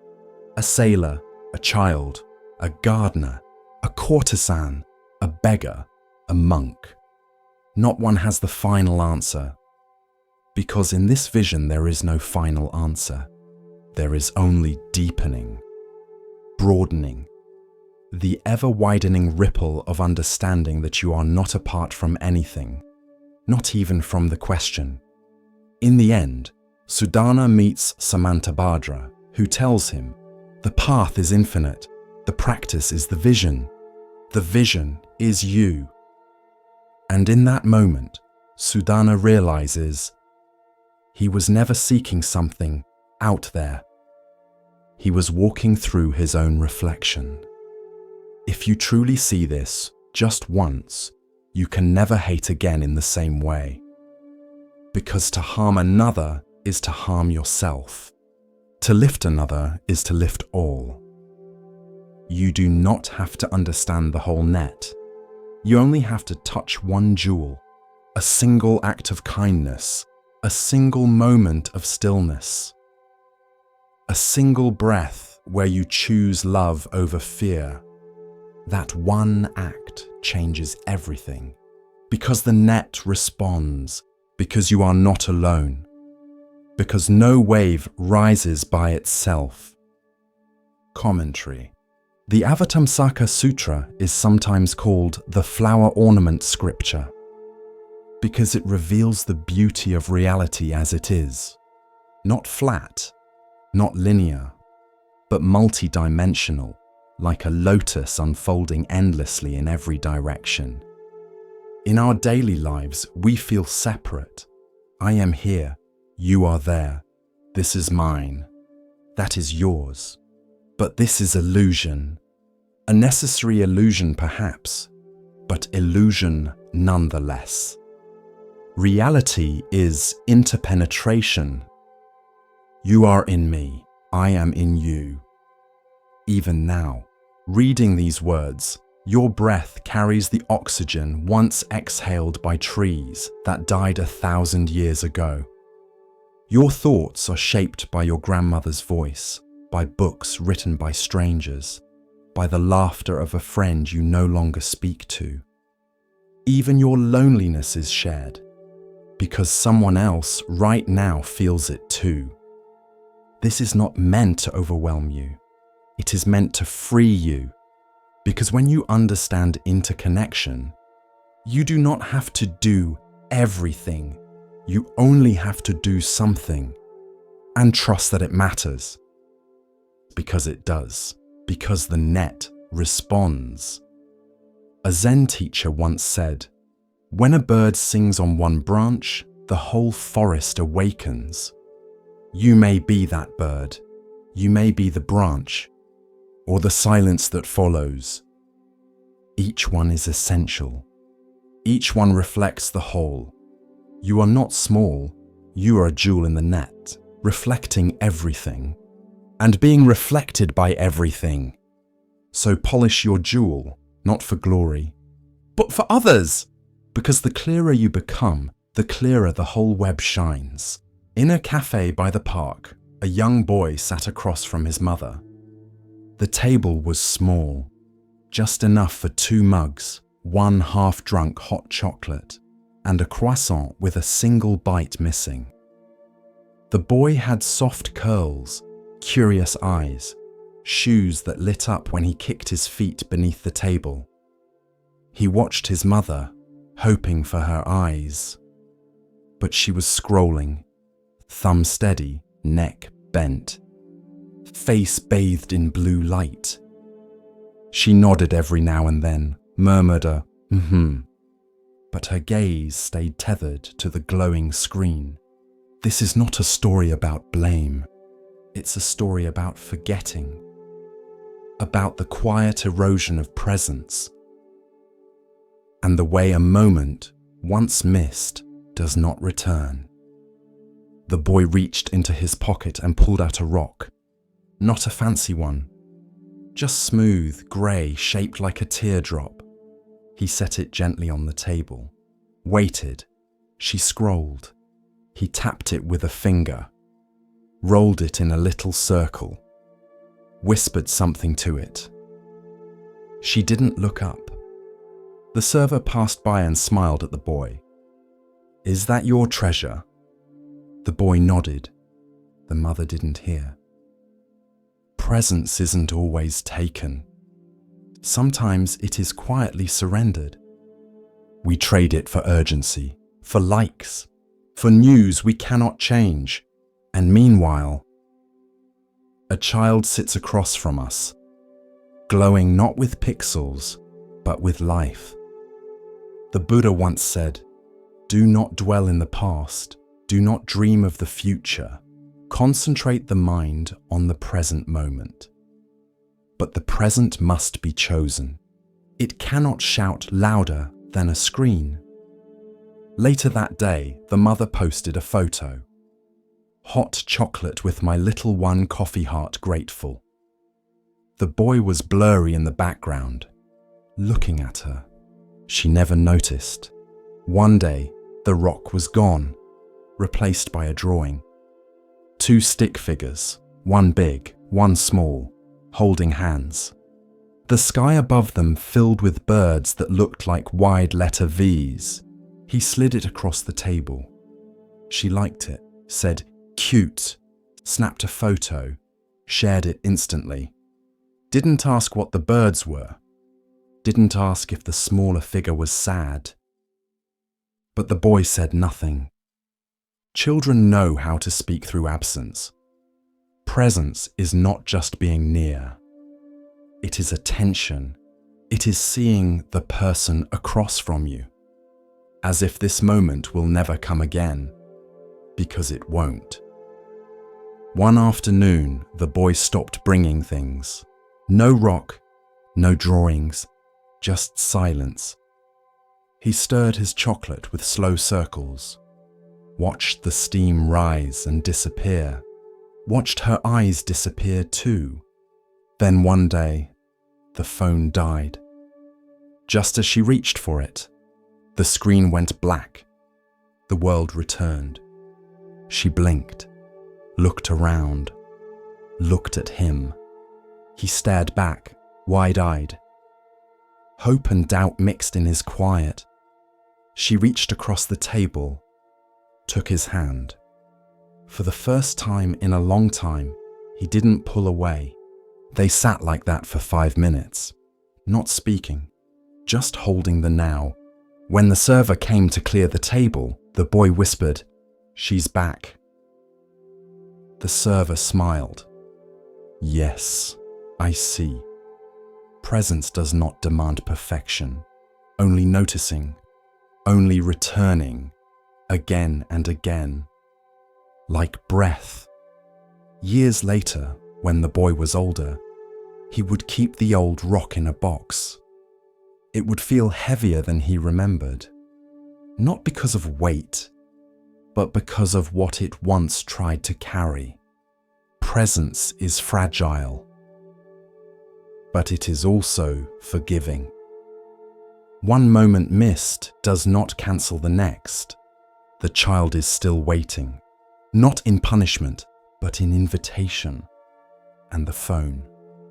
It remained in her bag the next time they came, not because she hated it, but because she finally saw the better screen, the one with his eyes. There was once a young monk who feared change.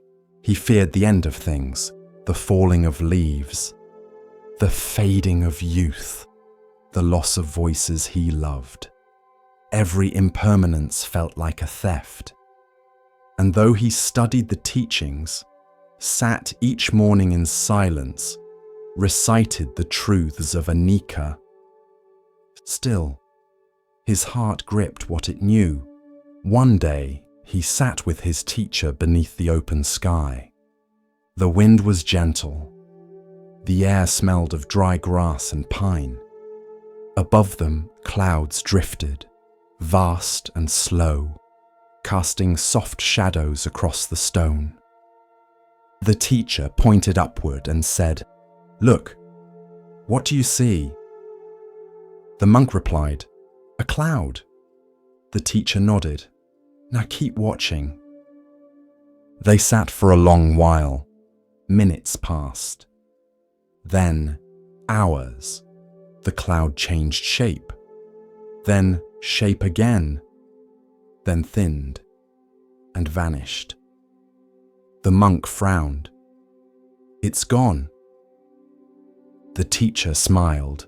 "Number only its shape is gone. Its water is still in the sky, or falling as rain, or becoming mist. It hasn't ended, only transformed. The monk was silent, and something inside him softened. This is the story of impermanence, and the truth that beyond all change, there is a space that never breaks. Commentary.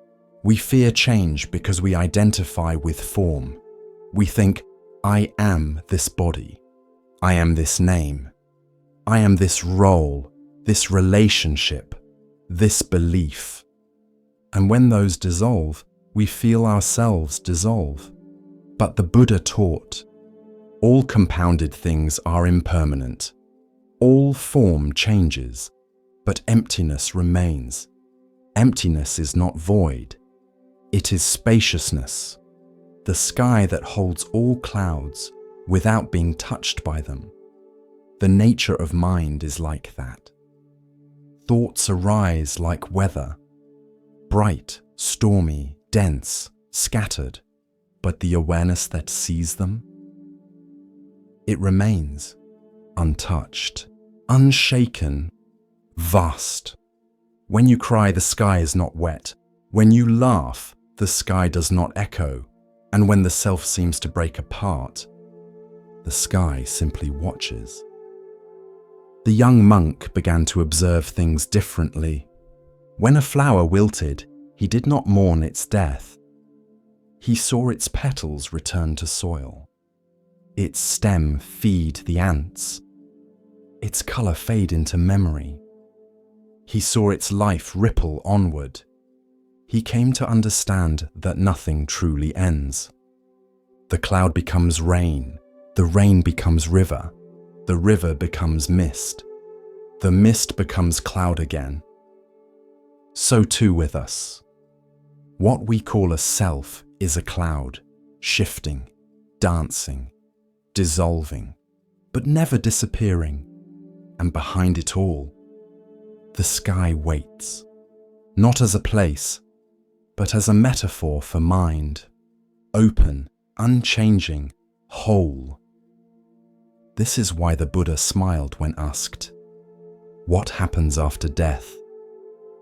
He did not rush to answer, because the question clings to form, and the truth cannot be grasped like a stone. It can only be realized. Like seeing the sky for the first time after years of watching only clouds.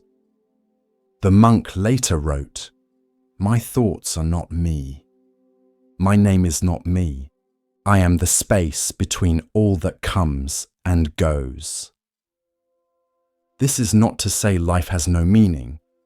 On the contrary, its beauty lies in its movement. Because clouds are only beautiful because they change, and love is precious because it cannot be frozen. So when you feel yourself clinging to a moment, to a face, to a version of yourself long gone, pause, look up, and remember, you are the sky. Everything else is passing weather. As we drift deeper into the still waters of Zen, a quiet teaching begins to rise, one that speaks of clarity and of value not always seen. Listen gently now. The next story begins. The forest was silent. A slow dawn brushed the canopy with gold, and the earth exhaled the cool breath of night. Beneath the tall trees, a single figure sat unmoving, his presence vast, his stillness deeper than the roots below him. This was Samantabadra, the bodhisattva of great action. Where Avalokiteshvara hears the cries of the world, Samantabadra responds, not just with compassion, but with commitment, with vow, with doing. In Sanskrit, his name means universal worthy. He is the embodiment of enlightened action, not theoretical, but lived. In temples across East Asia, He is depicted riding a white elephant with 6 tusks, each representing one of the 6 paramitas, perfections of a bodhisattva: generosity, discipline, patience, vigor, meditation, wisdom. The elephant is steady, strong, humble. It does not race. It carries, because the path of action is not haste. It is devotion. Samantabadra is not remembered for miracles. He is remembered for vows. In the Avatamsaka Sutra, a vision of infinite Buddhas and worlds, he stands before countless beings and declares, "I vow to honor all Buddhas, to make offerings, to confess mistakes, to rejoice in goodness, to request teaching, to stay in the world, to follow the path, to live for others, to turn the wheel of dharma, to dedicate all merit for the awakening of all beings." 10 vast vows, 10 immeasurable currents of action. And still, he made more, because Samantabadra's compassion does not stop at feeling, it becomes form. There's a story told in the mountains of Sichuan. A wandering monk came to a temple where the image of Samantabadra stood tall, ornate, golden, seated atop the elephant. The monk bowed, then whispered, "Great Bodhisattva, what is your practice?" And in his mind, a voice replied, "Whatever brings benefit, I do it." The monk frowned. "But how do I know what will help?" The voice was soft. "When your mind forgets the self, every step becomes service."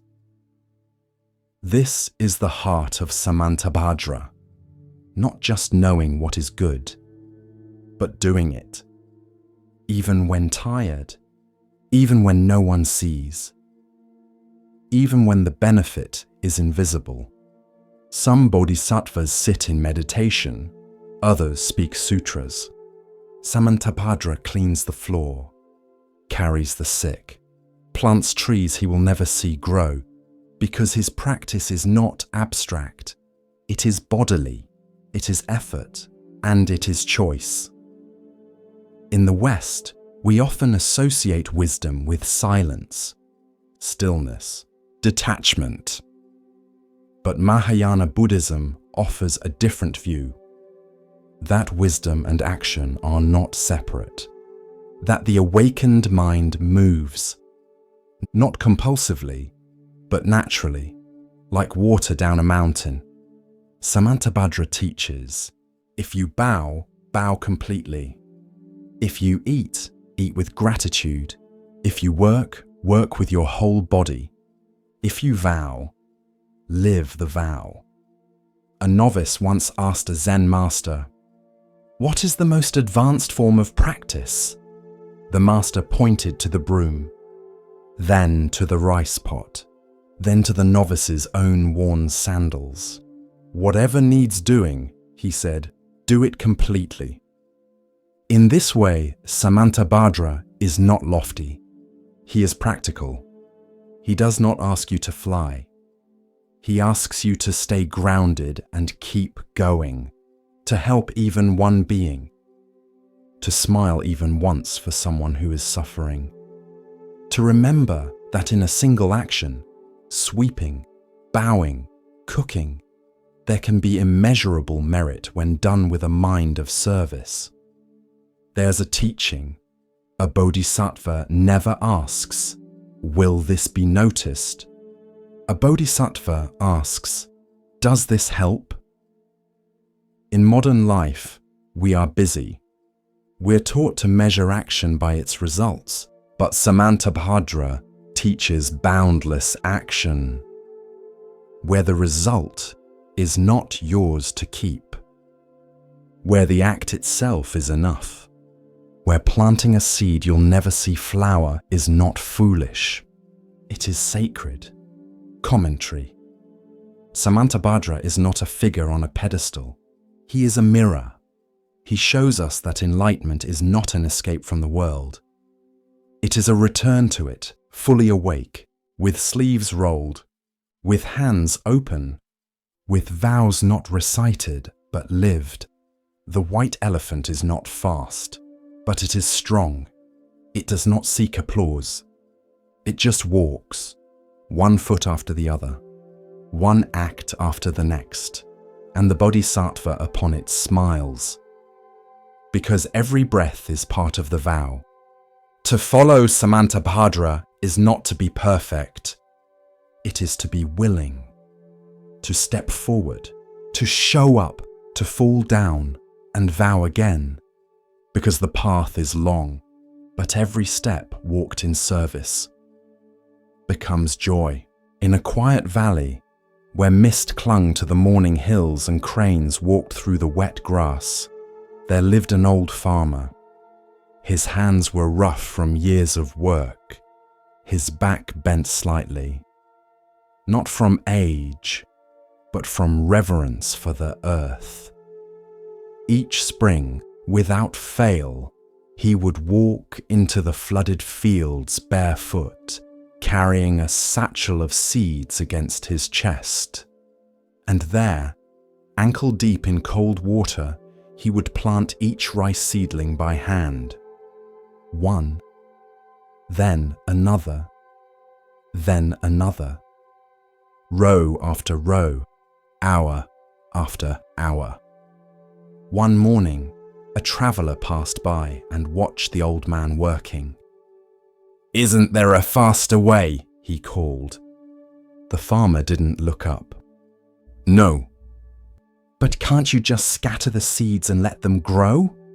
The farmer paused, then looked up, his face weathered by sun and time. He held up a single seedling, delicate and green. "If I rush this," he said, "it breaks." And then he smiled. "If I wait, it feeds a village." That is the lesson of the rice seedling. Not speed, not force, but patience. Because some things, especially the most important things, cannot be hurried. They need water, warmth, space, and time. We live in a world that rushes. We want answers now, results now, relief now. But the dharma, like rice, grows slowly. You sit on the cushion. You breathe. Thoughts rise like insects on the water. You breathe again. Nothing seems to change. But underground, beneath your noticing, something roots itself. Just as the seed splits in darkness before any green breaks the surface. There is a story from the Buddha's life. A man came to him, desperate for wisdom. He asked for enlightenment in a single sitting. The Buddha said, "How long did it take the mango tree to bear fruit?" The man shrugged. "I don't know, a few seasons." The Buddha nodded. "And how many times did you pull at its branches to make it grow faster?" The man blinked. "None. That would harm it." The Buddha smiled. "Then why do you do that to your mind?" A rice seedling cannot be coaxed with impatience. It cannot be screamed into sprouting. It will not bloom on command. But if you plant it, nourish it, protect it from harm, it grows. And when the time is right, it gives back. Generously, silently, completely. Patience is not passivity. It is an active trust. It is waking every day to tend what may not show results. It is believing that something unseen is forming. Not because of magic, but because that is how life moves. There is another story. A young monk grew frustrated with his progress. He complained to his teacher, "I've been practicing for months. I still feel restless, still distracted, still myself." The teacher led him outside, pointed to the mountain, and said, "You're like someone walking uphill while staring at their feet. You can't see how far you've come because you're only looking at the mud. Growth is rarely visible when it's happening. You notice it in hindsight, in the way you respond to difficulty, in the way you hold silence, in the way you speak a little softer when someone's voice shakes. That is the seedling rising. Sometimes the field floods, sometimes birds eat the first shoot. Sometimes the sun is too strong, and still, the farmer returns. He doesn't uproot everything in frustration. He doesn't curse the seed. He waits. He plants again. Because patience is not about perfect conditions. It's about keeping faith through imperfect ones." Commentary. The rice seedling is not just a symbol. It is a mirror. A reminder that your growth does not need to be dramatic to be real. That your slow, quiet efforts are not wasted. That every time you return to your breath, every time you choose presence over distraction, every time you pause before reacting, you are planting something. And like the farmer, you may not see it today, you may not see it next week, but one day when someone asks how you became calm or kind or steady dash, you'll smile and think of all those unseen days, all those early mornings in the field, all those seedlings that grew while no one was watching. The path is long, but you are walking it, and that is enough. 7 weeks passed since his awakening beneath the bodhi tree. 7 weeks of silence, reflection, and growing compassion. The Buddha, no longer Siddhartha, but one who had crossed the stream of ignorance, walked alone in the forest near Uruvela.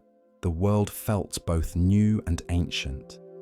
The birds sang with clarity, the wind carried the scent of blossoms and dust, and in every sound he heard the stillness of knowing. But his heart, now free, did not rest in solitude. He knew the truth he had seen was not his to keep. So he rose, wrapped his robe over his shoulder, and began to walk, not as a prince, not as an ascetic, but as a teacher. His feet touched earth gently, his gaze met all beings with kindness, and he made his way towards Sarnath, where 5 men waited, though they did not know they waited. They were the same 5 ascetics who had left him, thinking he had strayed from the path when he accepted Sujata's offering. They had called him weak, indulgent, lost, but he did not carry resentment, only clarity. The journey was long, days passed, villages blurred, children played in the dust, farmers bowed their heads, some offered fruit, some only stared. But at last, in the quiet of a fading afternoon, the Buddha entered the deer park at Isipatana. There the 5 ascetics sat, wrapped in threadbare robes, debating truths with furrowed brows and hollow bellies. When they saw him approach, they whispered, "He has returned. We will not rise. He abandoned discipline." But as he came closer, something shifted. There was no pride in his walk, no hunger in his eyes, only peace. And before they could speak, they stood, drawn to him not by obligation, but by presence. He greeted them with a bow and sat. Under the dappled shade of sal trees, the Buddha began to speak.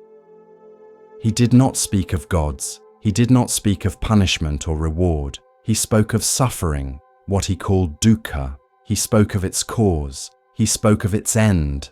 And he spoke of the path, the 4 noble truths, the 8-fold path: right view, right intention, right speech, right action, right livelihood, right effort, right mindfulness, right concentration. He spoke not as a prophet, but as a physician, diagnosing the illness of the world and offering its cure. He taught that the middle way led not to pleasure, not to pain, but to peace. He taught that liberation was possible here.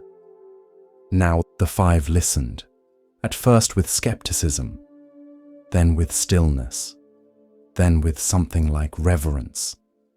And when he finished, he said, "This is the Dharma, deep, subtle, difficult to see, yet available to all who look." And one among them, Kondanya, understood, truly understood. The Buddha smiled. Kondanya has seen, Kondanya knows. And thus, the wheel of Dharma turned for the first time, not with thunder, not with trumpets, but with one man sitting beneath trees, speaking truth to five. That day, the Sangha, the community of practitioners, was born. The Buddha did not seek converts. He sought clarity. He offered a path, not to heaven, but to freedom. And the world, turning slowly, began to wake. That was the first turning, the beginning of a journey that would circle through centuries, that would carry footprints across mountains, across oceans, across hearts, all from one voice, in one park, among deer, leaves, and sky. With each breath, we continue our journey through the wisdom of Zen, where the smallest stone may hold the greatest truth. Here starts the next story. The lake shimmered like a mirror at dawn. Mist hovered just above the water, rising in soft spirals. On its banks, reeds bowed gently in the morning breeze, and lotus blossoms opened their pink faces to the sun.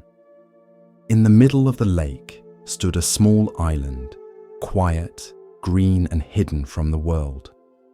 And on this island, in a nest woven from reeds and grace, lived a bird unlike any other. He was a mallard, but not an ordinary one. His feathers were not grey or brown, but a deep, radiant gold. He glowed like a flame in flight, and his heart was as generous as his form was rare. He was the Buddha in one of his many past lives. Once, long ago, he had been a man, a kind and devoted father to 3 daughters. After his death, reborn as a golden bird, he remembered the love he had once held for his family. "I cannot be their father again," he thought, "but I can still care for them." So he flew across hills and rivers, forests and fields, until he reached the cottage where his daughters now lived, alone, in quiet poverty. He landed gently on the windowsill.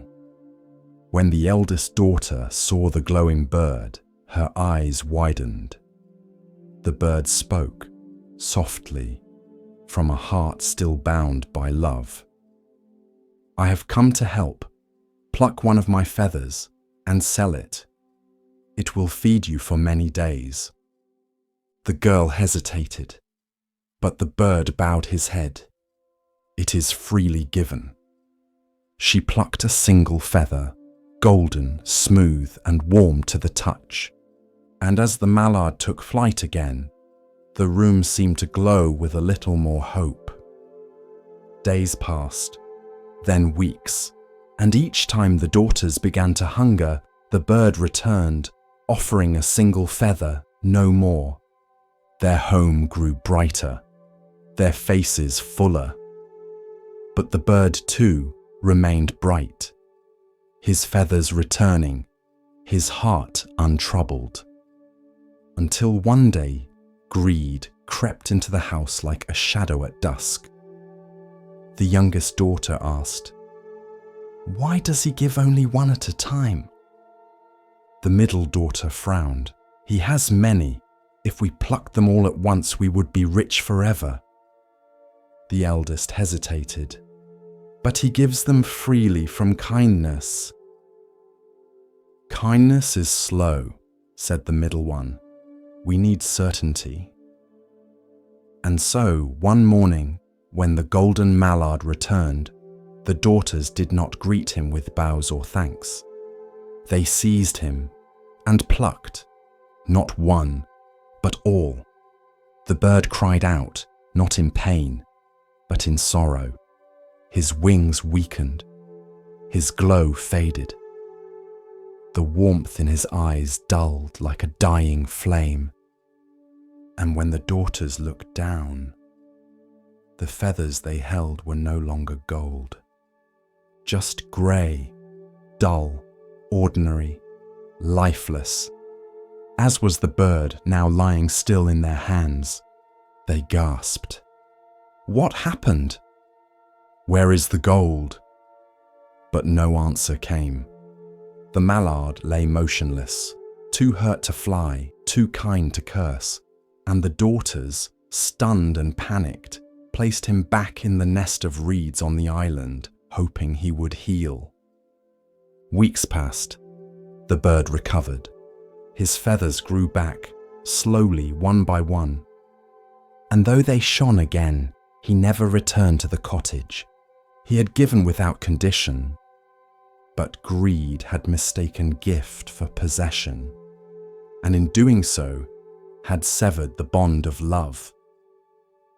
In the forest beyond the lake, an old monk would later say, "A gift freely given must be received with humility. To snatch what is not offered is to lose more than gold. It is to wound the very heart that loves you." In time, the daughters came to understand their mistake, not because they lost their wealth, but because they lost his trust, and no coin can buy that back. The tale of the golden mallard spread from one village to another, told by firelight, whispered by parents to children, painted on temple walls in hues of radiant yellow, not as a warning against birds, but as a lesson about giving and taking.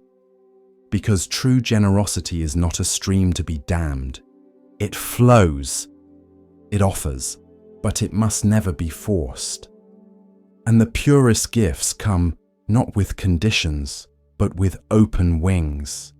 In the quiet of a forest monastery, the Buddha once said to his disciples, "There is giving that seeks applause, and there is giving that seeks nothing. The first shines for a moment, the second for lifetimes." In the town of Rajagaha, nestled among ridges of stone and mist, the streets curled like vines through hills and markets. Every morning, as the sun brushed gold across tiled rooftops, the air came alive with the calls of merchants, the ring of temple bells, and the mingling scents of tamarind, burning incense, and warm sweet rice. Life here was orderly, rhythmic, a blend of mountain silence and city song. But lately, that rhythm had broken, not from plague, not from drought, but from something deeper, more primal. Fear, not fear of armies or kings, but of a creature, Nalagiri, a bull elephant so massive that earth seemed to lean under his step. Captured from the wild mountains of the north, Nalagiri had been kept in the royal stables since he was young. Once a proud spirit, free to roam cliffs and bathe in wild rivers, now he was shackled day after day, year after year. The weight of captivity grew inside him like fire trapped in stone. He grew restless, then bitter, then dangerous. Stable boys quit, guards were replaced, chains grew thicker. Nalagiri's cries echoed through the stone halls like thunder rolling through empty skies. The people of Rajagaha whispered that madness had taken him. But not all feared him. One man saw an opportunity in that rage.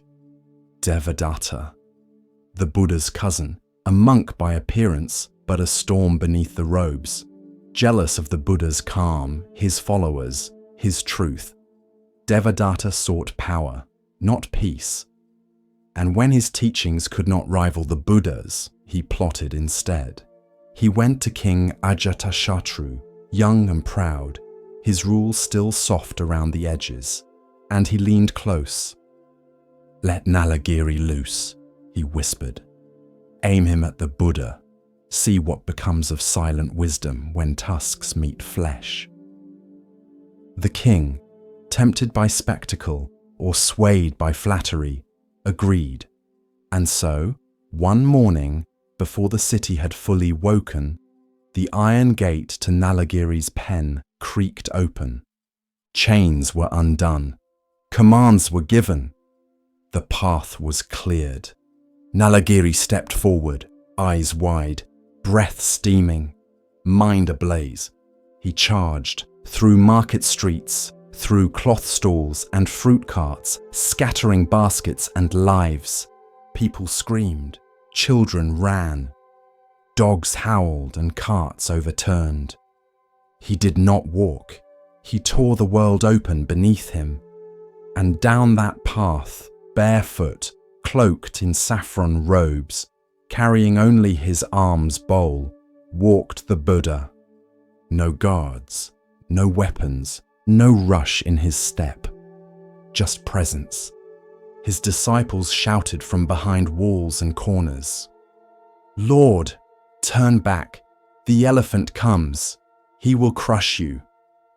But the Buddha kept walking, not with recklessness, not with pride, but with compassion so still it could hold a mountain.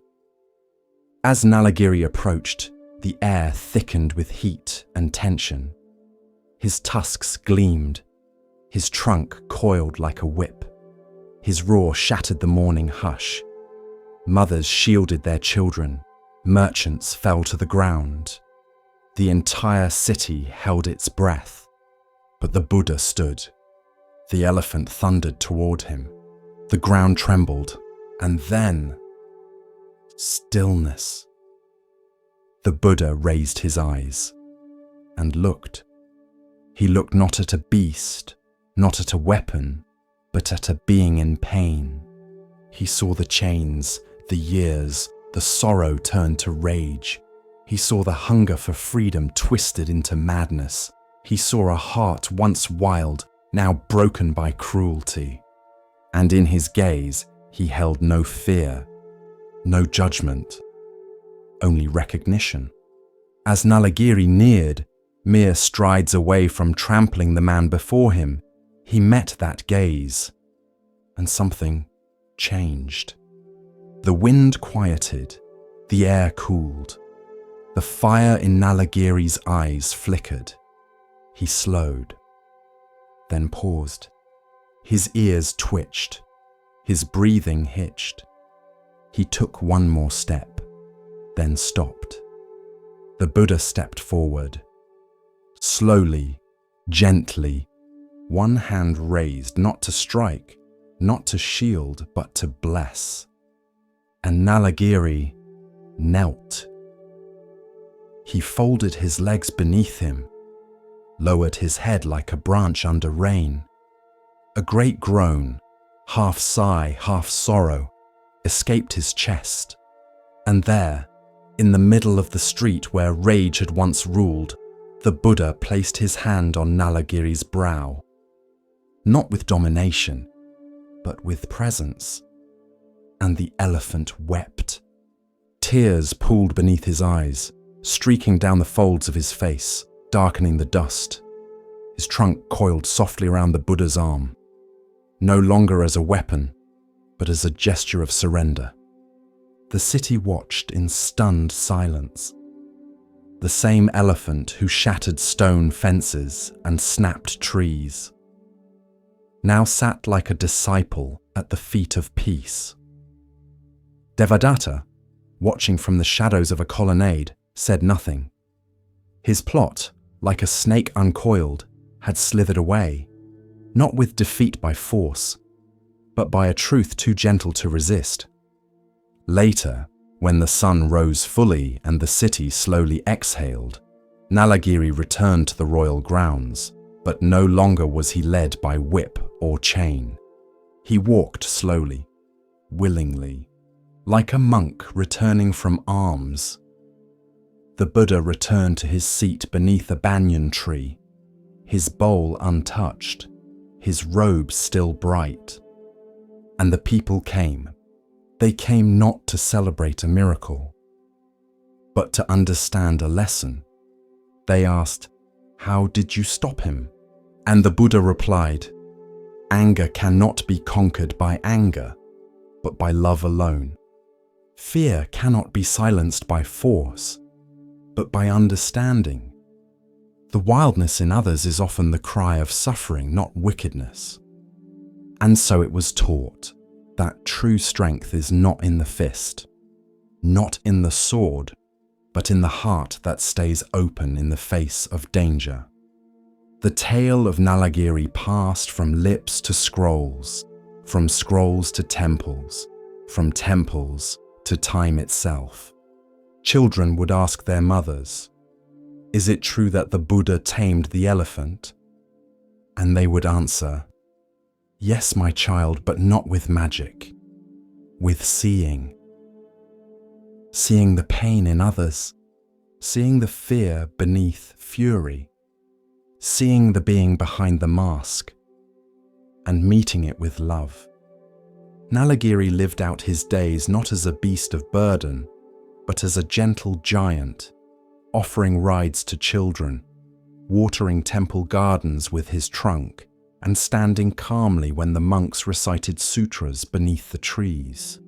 It is said that when he died, the earth grieved gently, and his spirit rose unchained. Some believe Nalagiri was reborn in a heavenly realm. Others say he was reborn among the disciples. But all agree on this, that in the still gaze of one awakened man, an ocean of rage was calmed. Not by war, but by peace itself. The wind in Lumbini moved gently, like breath held between two worlds. It was spring, the trees were in bloom, and the sal branches swayed with the weight of 1,000 white blossoms, drifting like snow through sunlight. The grove itself had always been sacred, but on this day it held its breath, because something was about to happen. Queen Maya of Kapilavastu had travelled far. Her time was near, and by custom, she had chosen to give birth in her family's village. The journey had been long, but gentle.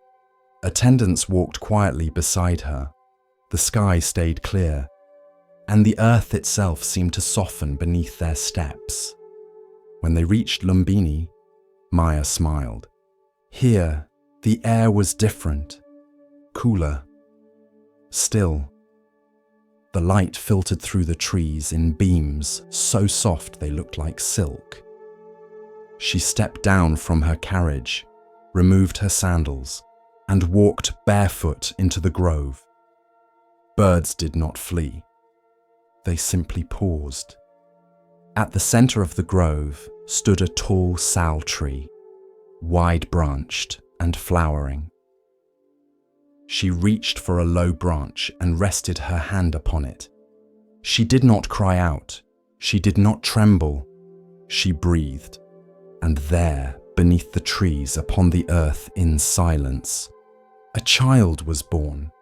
He did not enter with a cry. He entered with awareness. His eyes opened wide, dark and deep like the night before rain.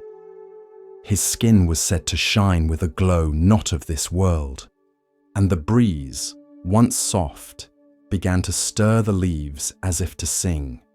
Attendants rushed forward. The midwife covered her mouth. The sky turned golden for a breath, and legend says that the flowers on the sal tree bent low to witness. The child did not wait to be carried. He stood. He took 7 steps, and with each step, where his foot touched the ground, a lotus bloomed. Not imagined, not metaphor, but real, petals unfurled beneath his heels. Fragrance filled the air, and the world paused. Animals stopped their grazing, streams paused their song, and even the wind, surprised by the holiness of the moment, turned back to watch. When the 7th step was taken, the boy raised one hand to the sky and one to the earth. And in a voice that was not learned but remembered, he said, "In this life, I am born for the benefit of all beings. This is my final birth. I will put an end to suffering." It is said that the Devas, gods of distant realms, gathered in silence, their hands folded, their eyes lowered, because something rare had occurred. A bodhisattva, fully awakened in past lives, had returned to walk the earth once more. Heavenly flowers fell through the air. Trumpets sounded without instruments. Celestial beings whispered blessings the humans could not hear. And yet even those on earth, who had no names for such wonders, felt the shift. One man wept without knowing why. One horse knelt in its harness. A pot of rice boiled over though no fire was lit. Something had entered the world, something ancient, and entirely new. He was named Siddhartha, which means he who achieves his aim. In his small face, those who looked closely saw both softness and strength, an ocean of stillness behind the movements of a child. He did not laugh more or cry less than other babies, but when he looked into your eyes, it felt as though he saw through the lifetimes you had forgotten. Queen Maya held him close, felt his heartbeat against her own, but in her heart she knew this child did not belong only to her. He belonged to the world. Word of the birth travelled quickly. When the child was only days old, the king summoned the wise sages of the land. Among them came Asita, an old hermit who lived in the mountains, wrapped in robes the colour of ash, with eyes that had watched the turning of many seasons. He entered the palace slowly, carried no staff, asked no favour. He only asked to see the child. When Siddhartha was placed before him, Asita's lips trembled. Tears welled in his eyes, not from sorrow, but from recognition. He bowed low before the infant. And when he rose, he turned to the king. "This child will not rule a kingdom. He will rule the heart. He will not wield armies. He will end suffering. He is destined to become a Buddha, an awakened one. He will show the way beyond sorrow. But I will not live to see his teaching. That is my only sadness." And he bowed once more. The room fell still. Even the oil lamps seemed to lean closer. The king said nothing. The queen held her son more tightly. Maya did not live long after the birth. Some say it was her karma to return to the celestial realm, that to carry a Buddha is to carry a world, and some bodies are made only to hold such grace for a little while. Others say she became his guardian spirit, that she watched from beyond the veil, her presence in every breeze that cooled his fever, every bird that sang outside his window. Siddhartha was raised by her sister. He grew in the lap of comfort. But the memory of the grove, the trees, the moonlit dream, those lived on. Years later, when Siddhartha became the Buddha, he never spoke often of his birth. He taught of suffering, of the path, of breath, of impermanence. But once, when asked what it meant that he had walked on lotus blossoms, he smiled and said, "The path was already beneath me. I did not make it appear, I only stepped where it had always been." Because truth is not invented, it is remembered. Like petals underfoot, waiting to be noticed. And so the child who walked on lotus blossoms became the man who taught others to walk in peace. One step, then another, until suffering too began to bloom into wisdom. The path of Zen unfolds like morning mist, soft and patient. In this next tale, we are invited to see, beyond appearance, into essence. Listen carefully to the next story. In the 17th century, Japan was changing. Temples were quiet. Monks walked with their hands folded inside sleeves, heads bowed against the cold wind of politics, poverty, and war. But in Kyoto, a monk named Tetsugen had a dream: to bring the sutras, the sacred texts of the Buddha, to the people. Not locked away in elite monasteries, not spoken only in the high Chinese script of scholars, but printed, in Japanese, on paper, so the common farmer, the weaver, the rice merchant, and the child sweeping the temple steps could read the Buddha's words. He would print them, all of them, in woodblock form, an enormous undertaking. Tetsugen began with nothing, no paper, no ink, no press, no woodblocks, just a robe, a bowl, and a vow. So he traveled the countryside, bowl in hand, asking for donations, not for himself, but for the words of the Dharma. At first, people were skeptical. A monk with no monastery, a printing press as a spiritual act. But Tetsugen spoke with quiet conviction. He did not pressure. He did not persuade. He simply bowed and spoke of a dream where truth could be read by all. And slowly, the donations came. Coins, rice, a silver hairpin from a widow, a child's carved flute. One woman brought a single perfect sheet of handmade paper and said, "I cannot read, but may this help someone who can." Years passed. Tetsugen traveled through mountain towns and port cities. He walked in sun, in snow, in silence. The money piled up, not in bags, but in faith, until finally, he had enough.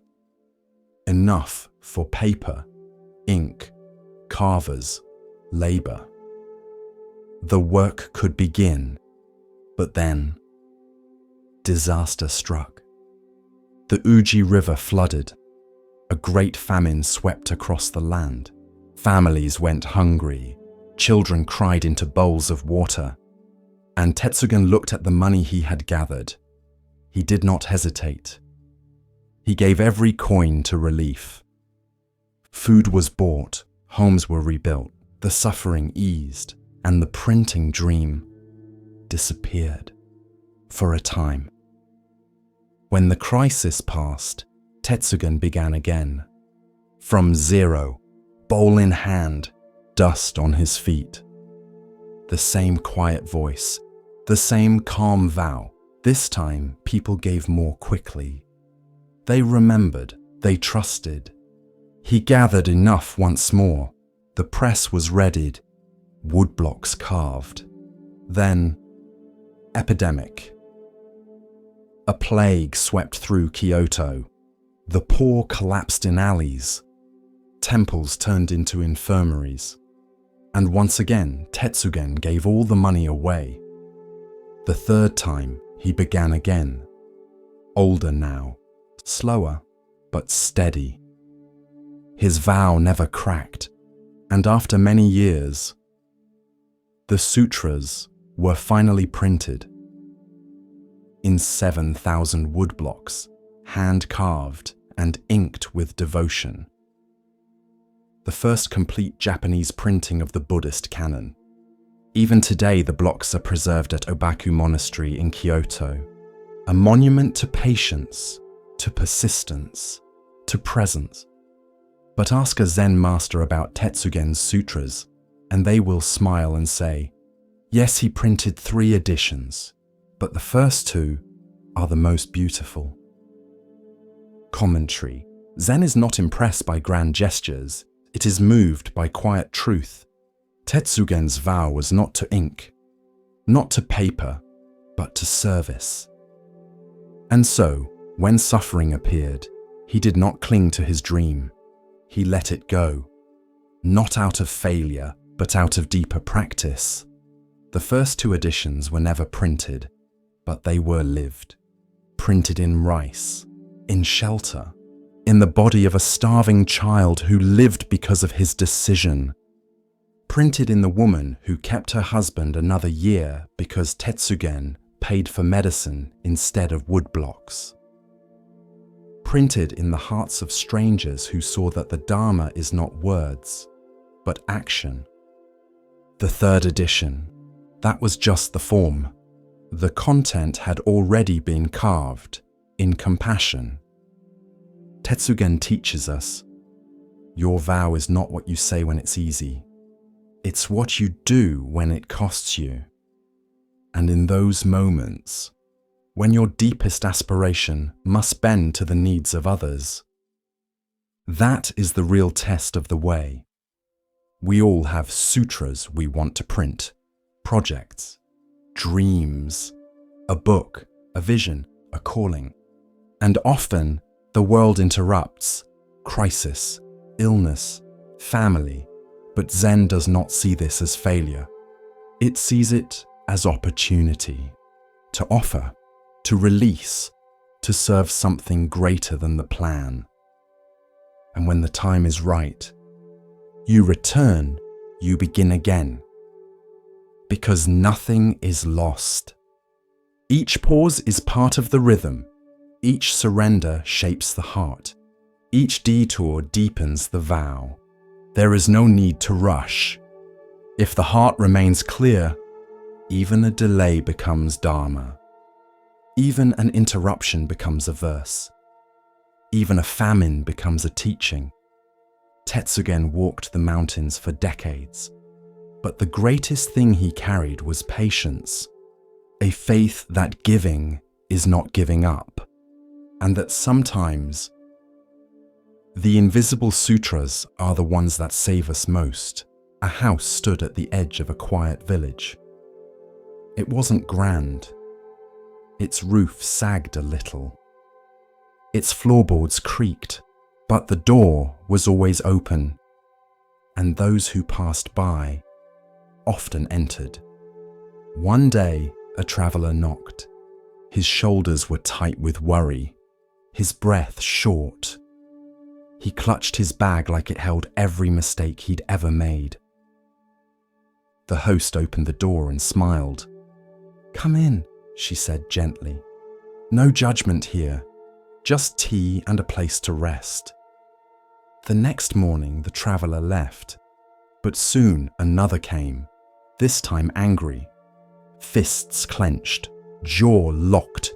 The host welcomed him too, showed him to a chair by the fire, listened to him shout, cry, fall silent, then gave him warm bread without asking why he was so upset. They kept coming. Joy danced through the garden one spring afternoon, barefoot and laughing. Grief followed days later, slow, grey, soaking wet from a sudden storm.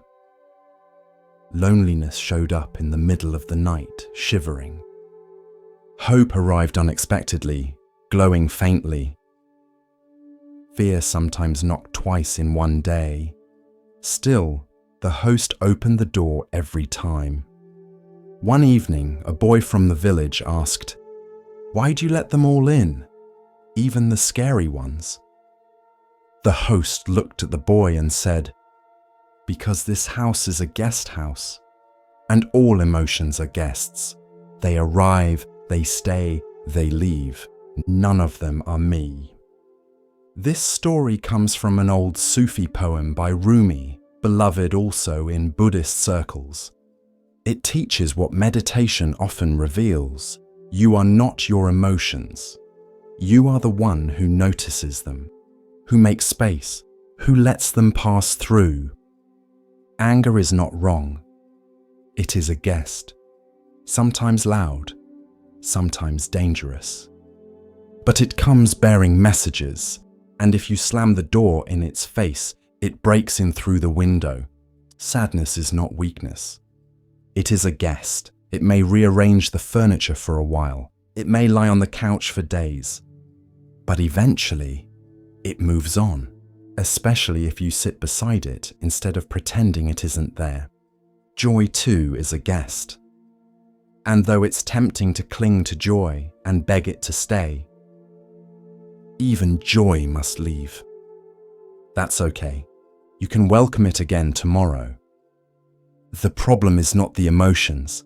The suffering comes when we believe they are permanent, when we build whole identities around them. I am anxious. I am unlovable. I am angry. But you are not those things. You are the house. They are just visitors. There's a story of a monk who struggled with anxiety. He tried to push it away, ignore it, meditate it into silence. Nothing worked. Until one day, his teacher said, "Stop fighting the visitor. Invite it in, serve it tea, ask it why it came." The next time anxiety returned, the monk didn't resist. He noticed his breath tightening, his chest constricting. And he whispered, "Welcome, you're here again." He didn't like it, but he didn't hate it either. He watched it, listened to it, sat with it, and slowly it softened, and eventually it left. This is what it means to live as a guest house, to offer your presence, your kindness, your non-attachment to whatever arises. It does not mean you let the guests destroy the house. It means you don't mistake them for permanent residents. You set boundaries, but not walls. You show compassion, not control. You practice presence, not possession. Sometimes guests arrive unannounced. Sometimes they slam the door. Sometimes they cry in the middle of the night. That's okay. You breathe. You listen. You stay grounded in the structure of the house. The breath, the body, the awareness that is always home. Commentary. The guest house reminds us of the temporary nature of all emotions. Nothing stays forever, no matter how intense. And by opening the door instead of guarding it with fear or shame, we reclaim something powerful. Agency. Because when you welcome a feeling, you stop being its prisoner. To be the host is not to be passive. It is to be strong, grounded, compassionate enough to say, "This too belongs, but it will not stay forever. And it is not who I am." You are not broken for feeling grief. You are not failing because fear has returned. You are not weak for missing someone. You are alive, and the guest house of aliveness is open to all visitors, even the ones that make us uncomfortable. When you practice this kind of welcoming, something beautiful happens. You stop judging others for their emotions too. You recognize their guests. You become safer, more compassionate, more real, because you've sat with your own visitors, and you know what it means to offer space. So tonight, when something arrives, a pang in your chest, a wave of sadness, a flicker of joy, pause, breathe, and ask gently, "What do you need? You're welcome here. For now, Then let it pass, let it teach you, let it leave, and return to silence. He never spoke a word, not to the monks, not to the villagers, not even when invited to tea by the abbot himself. He simply bowed, and walked, and bowed again. They called him the silent pilgrim. He had no belongings except a small cloth bag and thick wooden sandals worn smooth from years on the road.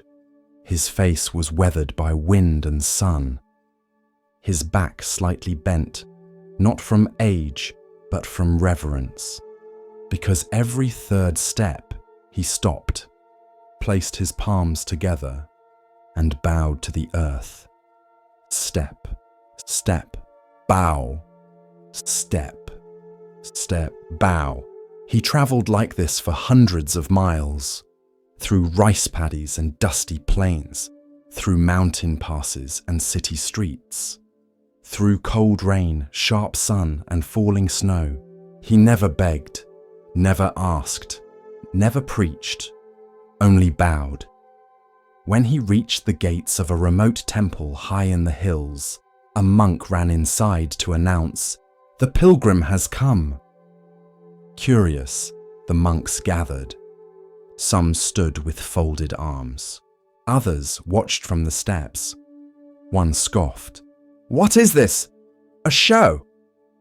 Another whispered, "Surely he must be seeking merit or praise." But the abbot only smiled. "Wait. Watch." The pilgrim reached the stone path before the temple gate. Step, step, bow. His palms touched the gravel. His forehead met the earth. He rose slowly and continued. All morning he bowed up the path. By noon he had reached the courtyard. The air was silent, except for the soft crunch of gravel and the long breath between bows. Step, step, bow. By evening, he reached the base of the temple steps. He did not climb them. Instead, he bowed once more, then turned, and began his journey down the mountain. Step, step, bow. The monks were stunned. He never entered. He never asked to stay. He came all this way just to bow. The abbot nodded. And in bowing, he entered more deeply than any of us. This is the story of wordless devotion, of practice not performed, but lived in the marrow of each step. Commentary. In the West, we often think wisdom must be spoken. That truth arrives in grand lectures, eloquent teachings, powerful arguments. But sometimes the greatest teachings are silent. The silent pilgrim did not explain his path. He became it. With each bow, he gave himself to the moment, to humility, to gratitude, to presence. He bowed not to worship the earth, but to remember he belonged to it. In Buddhism, we bow not out of subservience. We bow to let go of the self, to surrender ego, to honor interbeing. The sky does not rise without the sun. The tree does not grow without the soil. You do not breathe without the generosity of everything around you. To bow is to remember that. The pilgrim didn't need a teacher. Every grain of dust was his teacher. Every blister, his scripture. Every bow, a verse in the sutra of the path. He asked for nothing, judged no one, corrected no teachings. He gave only his body, his time, his breath. That was his offering. That was his sermon. One monk, deeply moved, asked the abbot, "Should I walk like that? Bow like that?" The abbot said, "Not unless your heart is already bowing. It's not about copying the form. It's about sincerity. Some bow with their bodies and judge with their minds. Others bow with their actions and remain upright inside. But true bowing begins within. It is a quiet crumbling of pride, a surrender of the need to be seen, a softening into the now. There is a Zen phrase: "The great way is not difficult for those who have no preferences." The silent pilgrim had no preference for praise or obscurity, for arrival or delay. His goal was not the temple. His goal was the bow itself. Step, step, bow. Again and again, until there was no one left doing it. Only the gesture, only the giving, only the way. Wherever you are, whoever you are, you can bow too, not just with your body, but with how you listen, with how you wait, how you serve, how you show up for the dust on the floor or the silence in a friend's eyes. To bow is to soften, to slow, to remember what matters, and sometimes to say everything without a single word. In the hush of understanding, Zen offers us another glimpse of what it means to recognize worth not by weight or shine, but by presence. Here starts the next story. She never meant harm. She only passed on what she heard.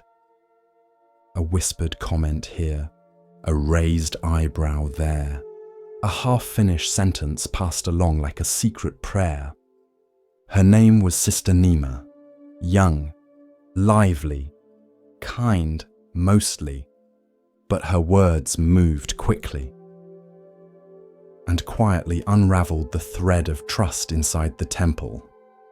At first, it was small. She meditates longer when people are watching. They say the head cook isn't really vegetarian. I heard the abbot used to be married. No malice, just conversation, just sharing. But soon, monks began to turn away from each other in the corridor. Silent meals grew tenser. Chanting lost its rhythm. Smiles stiffened at the edges. No one named the cause, but it lingered, like smoke with no fire. One afternoon, the abbot asked Sister Nima to join him in the garden. The plum trees were beginning to blossom, delicate petals stirring in the breeze. He held a small bag in his hand. "Walk with me," he said gently. They walked in silence down the path that circled the temple grounds. After a while, he opened the bag and began to scatter chicken feathers along the way. Sister Nima tilted her head. "Why are you doing that?" The abbot didn't answer. When they returned to the garden, he handed her the empty bag. "Now," he said, "go and collect them all." She blinked. "But the wind's taken them. They're scattered everywhere." He looked at her and said softly, "So too with your words." That night she wept. This is the story of speech and consequence, of how sound can build or destroy. Commentary. In Buddhist practice, right speech is one of the Eightfold Path's pillars. It sounds simple, but it is one of the hardest, because words don't vanish when we stop speaking. They ripple, they stain, they take root in someone else's mind, sometimes forever. Sister Nima did not speak with cruelty, but neither did she speak with care. And in that space, in the absence of intention, harm took hold. We often forget how powerful language is. A word can lift someone from despair or push them over the edge. It can invite reflection or ignite shame. Words are not just air. They are actions. They build worlds. There's a Zen saying, Speak only if it improves upon the silence. Sister Nima filled silence with curiosity, suspicion, drama, and the silence grew quieter, but colder, until no one trusted what they didn't hear. The Buddha once said, "A person is not wise because they speak much. A person is wise when they speak what is true and what causes no harm." That is the gate of right speech. Is it true? Is it necessary? Is it kind? If it fails even one, it's better to let it drift away like a feather on the wind.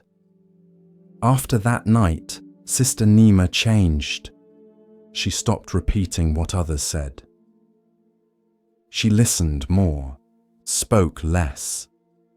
When she did speak, her words came slowly, like water poured from a clean bowl. The monks began to look at her differently, not because she had become wise overnight, but because she was watching herself now, watching what she left behind in others when she spoke.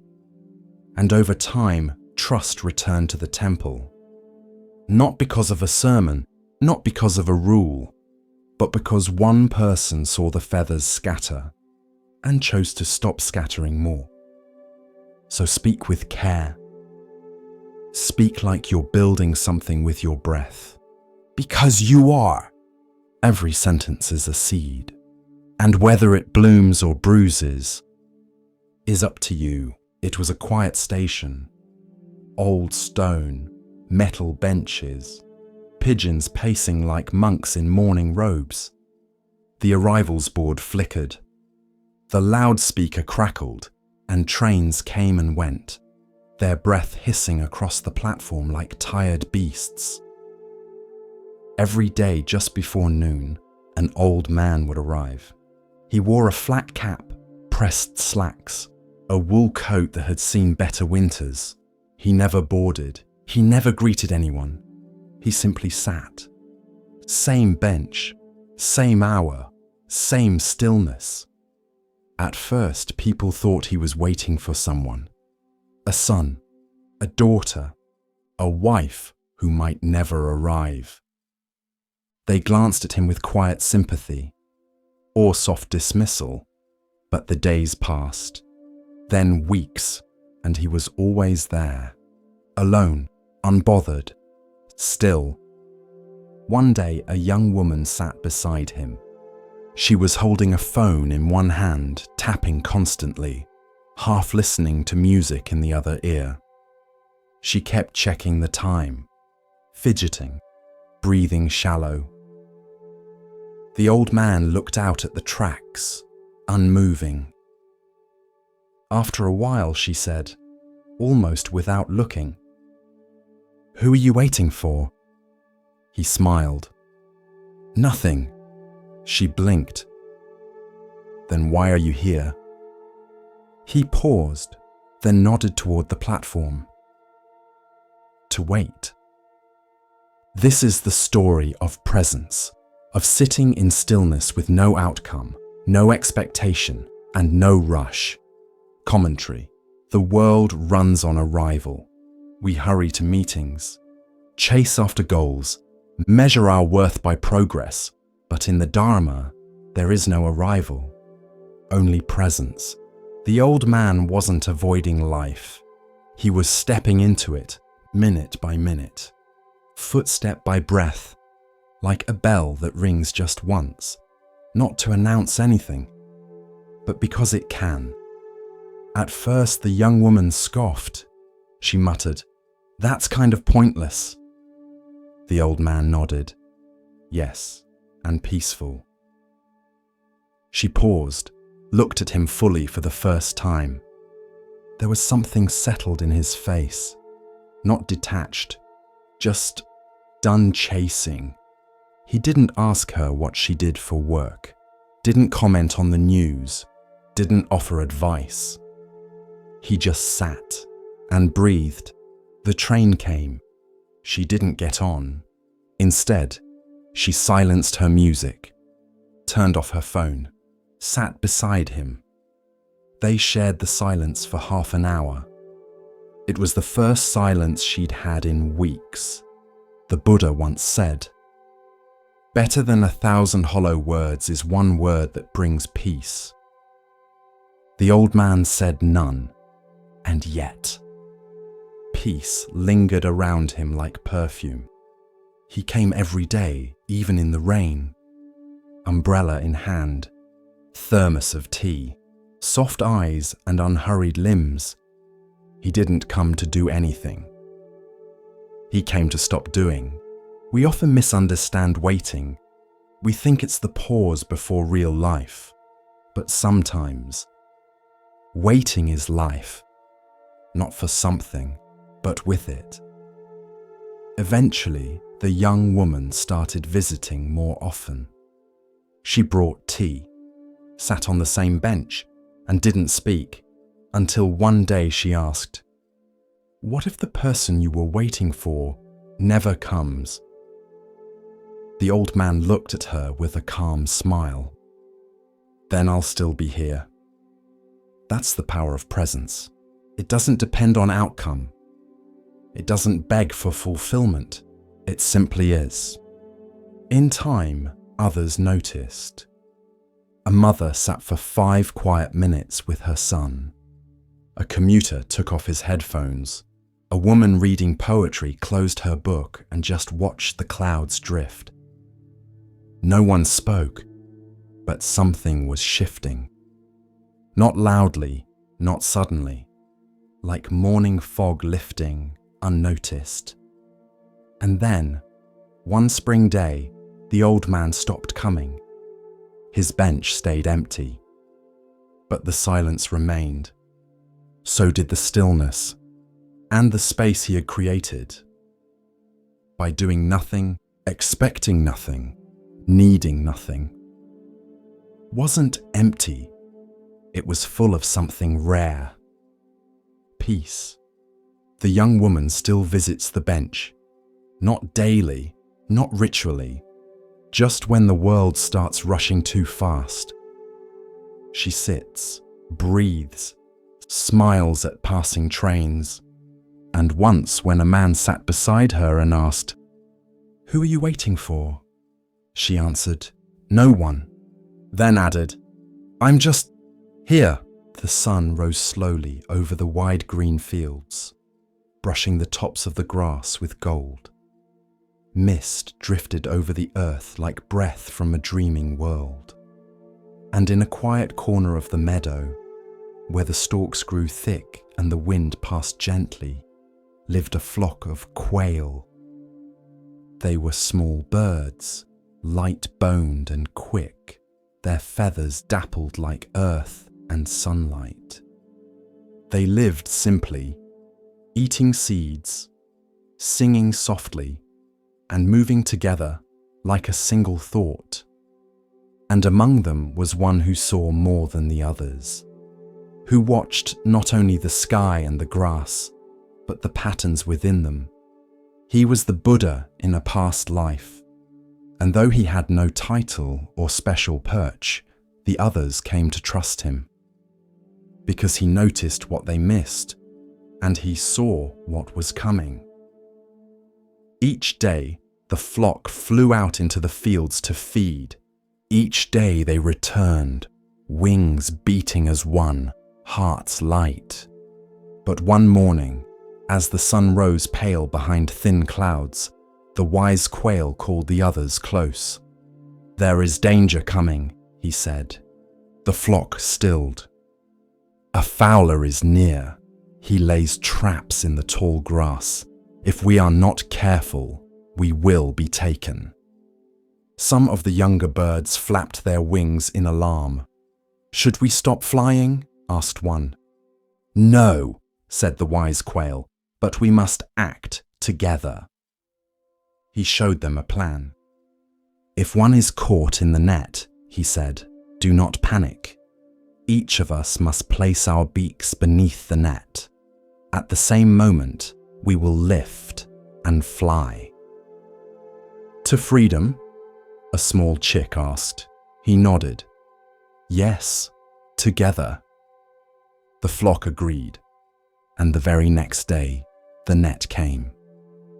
It was hidden beneath the dew-wet grass. A few birds landed without seeing it. With a sudden pull, the fowler sprang the trap. Wings fluttered, cries rang out, but the wise quail shouted, "Now!" as we practiced.